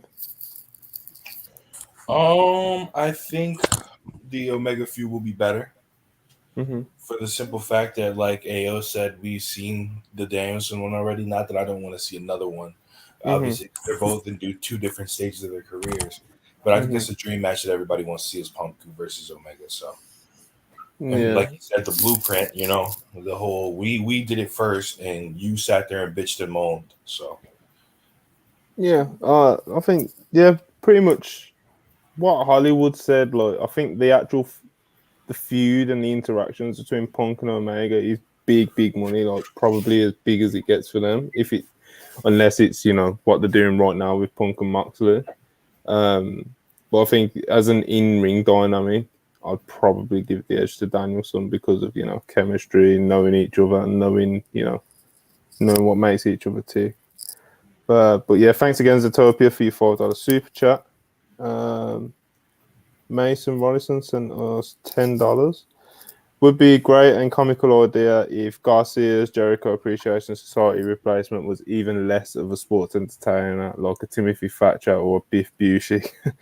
Please sign him, TK. Cannot see him team with Charlie Dempsey. Charlie Dempsey is a young Regal who is the son of Regal. NXT. Yeah, I want to say Charlie Dempsey's not bad, but anyways, this idea is really funny. Like, just a super wrestlery wrestler, like with no charisma, just being in the JS. Like, yeah, I'm a sports entertainer. That's really funny. Yeah, man. Mason, thank you. I love Biff. Got big love for Biff and Timothy Thatcher, to be honest. And from what I've seen about Charlie Dempsey as well, even though we kind of got dunked on it, he looks pretty good, man. And this one, Taven Sullivan, $2. Pac and Malachi should be champ. Punk isn't a hooper. W. He's calling you out, Hollywood. W. This is not true. I'm not entertaining that. Thank you for the super chat. Okay, well, that's what Omega versus Punk look like. Omega versus Tanahashi from Wrestle Kingdom. Philosophically, perhaps, if you guys remember what the storyline of that was, which is essentially like, you know, foundation and the old school and just fundamentals and, you know, history versus, you know, advancement and all the things that Omega stood for. So perhaps. Yeah. And I think there's one last one. Ospreay broke. Omega broke it. Okay. Yeah. Ospreay. He's a freak. Ospreay broke. Yeah, he's a freak. Ospreay broke. Meanwhile, you just donated the last $2. Meanwhile, relax, you just Rob, relax, Rob. No, I'm not.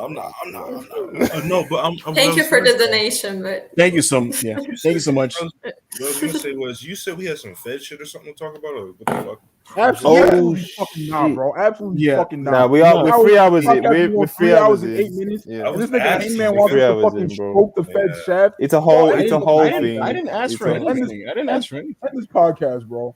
Yeah, it was a whole thing. It was we was gonna talk about the Roman Reigns confirming his new WWE contract, and we was gonna like parlay into something which was a more broader, big picture topic. But like you said, 3 hours in, we're not doing it, bro. I'm gonna wrap this up because we've covered all the main subjects and all the big news. We've done the Dynamite review. Absolutely. Hollywood's had the shit kicked out of him. My back literally hurts. He also gives some good takes, you know. Follow a real nigga on Twitter, bro. Ruler AO. While I kick the shit out of this nigga Hangman, but in text form. Yeah, all that stuff. Again, thank you very much for all the super chats. We appreciate it a lot.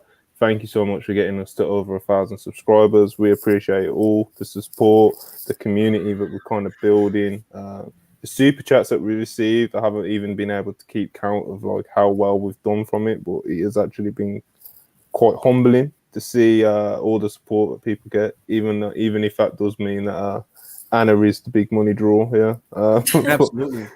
But yeah, Most man, of the it's super been chats were about Anna. so.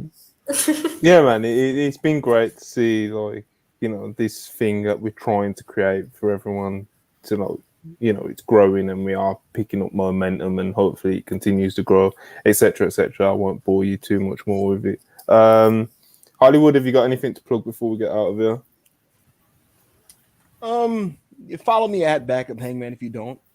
I've resumed my WrestleMania review series. It was on hiatus for a long time. Why? Because the next one on the menu was WrestleMania 27, which was absolutely atrocious. It was an abysmal show that made me hate wrestling when I watched it, and I almost dropped the review series again when I checked it out. But I got through that one, and I'm finishing up WrestleMania 28. So 29 is up next. So I'll be getting to CM Punk versus Undertaker. So just be on the lookout for that. Follow me at Backup Hangman. I may or may not do a space tonight. My back literally hurts, and we'll see how I feel after the space. I mean, after this thing. AJ 61988 said Hangman spoke for 2.5 hours of the 3 hours, and I promise y'all, I'm never letting that happen again, bro. Because I wanted to kill myself at times. I'm not letting it happen again. Anna, have you got? Do you want to plug the your usual stuff before we get out of here? Yes. Just follow me on Twitter. It's sorry, I just spoke Portuguese. My brain is just peaceful now. I'm just tired. I'm like, yeah, I heard about them talking about CM Punk for 2 hours, 3 hours. Like, I can't think anymore.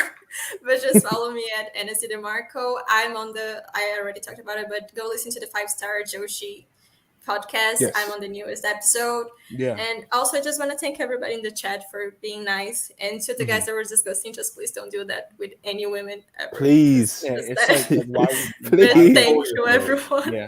But thank you everyone who's being really nice to me. I appreciate it.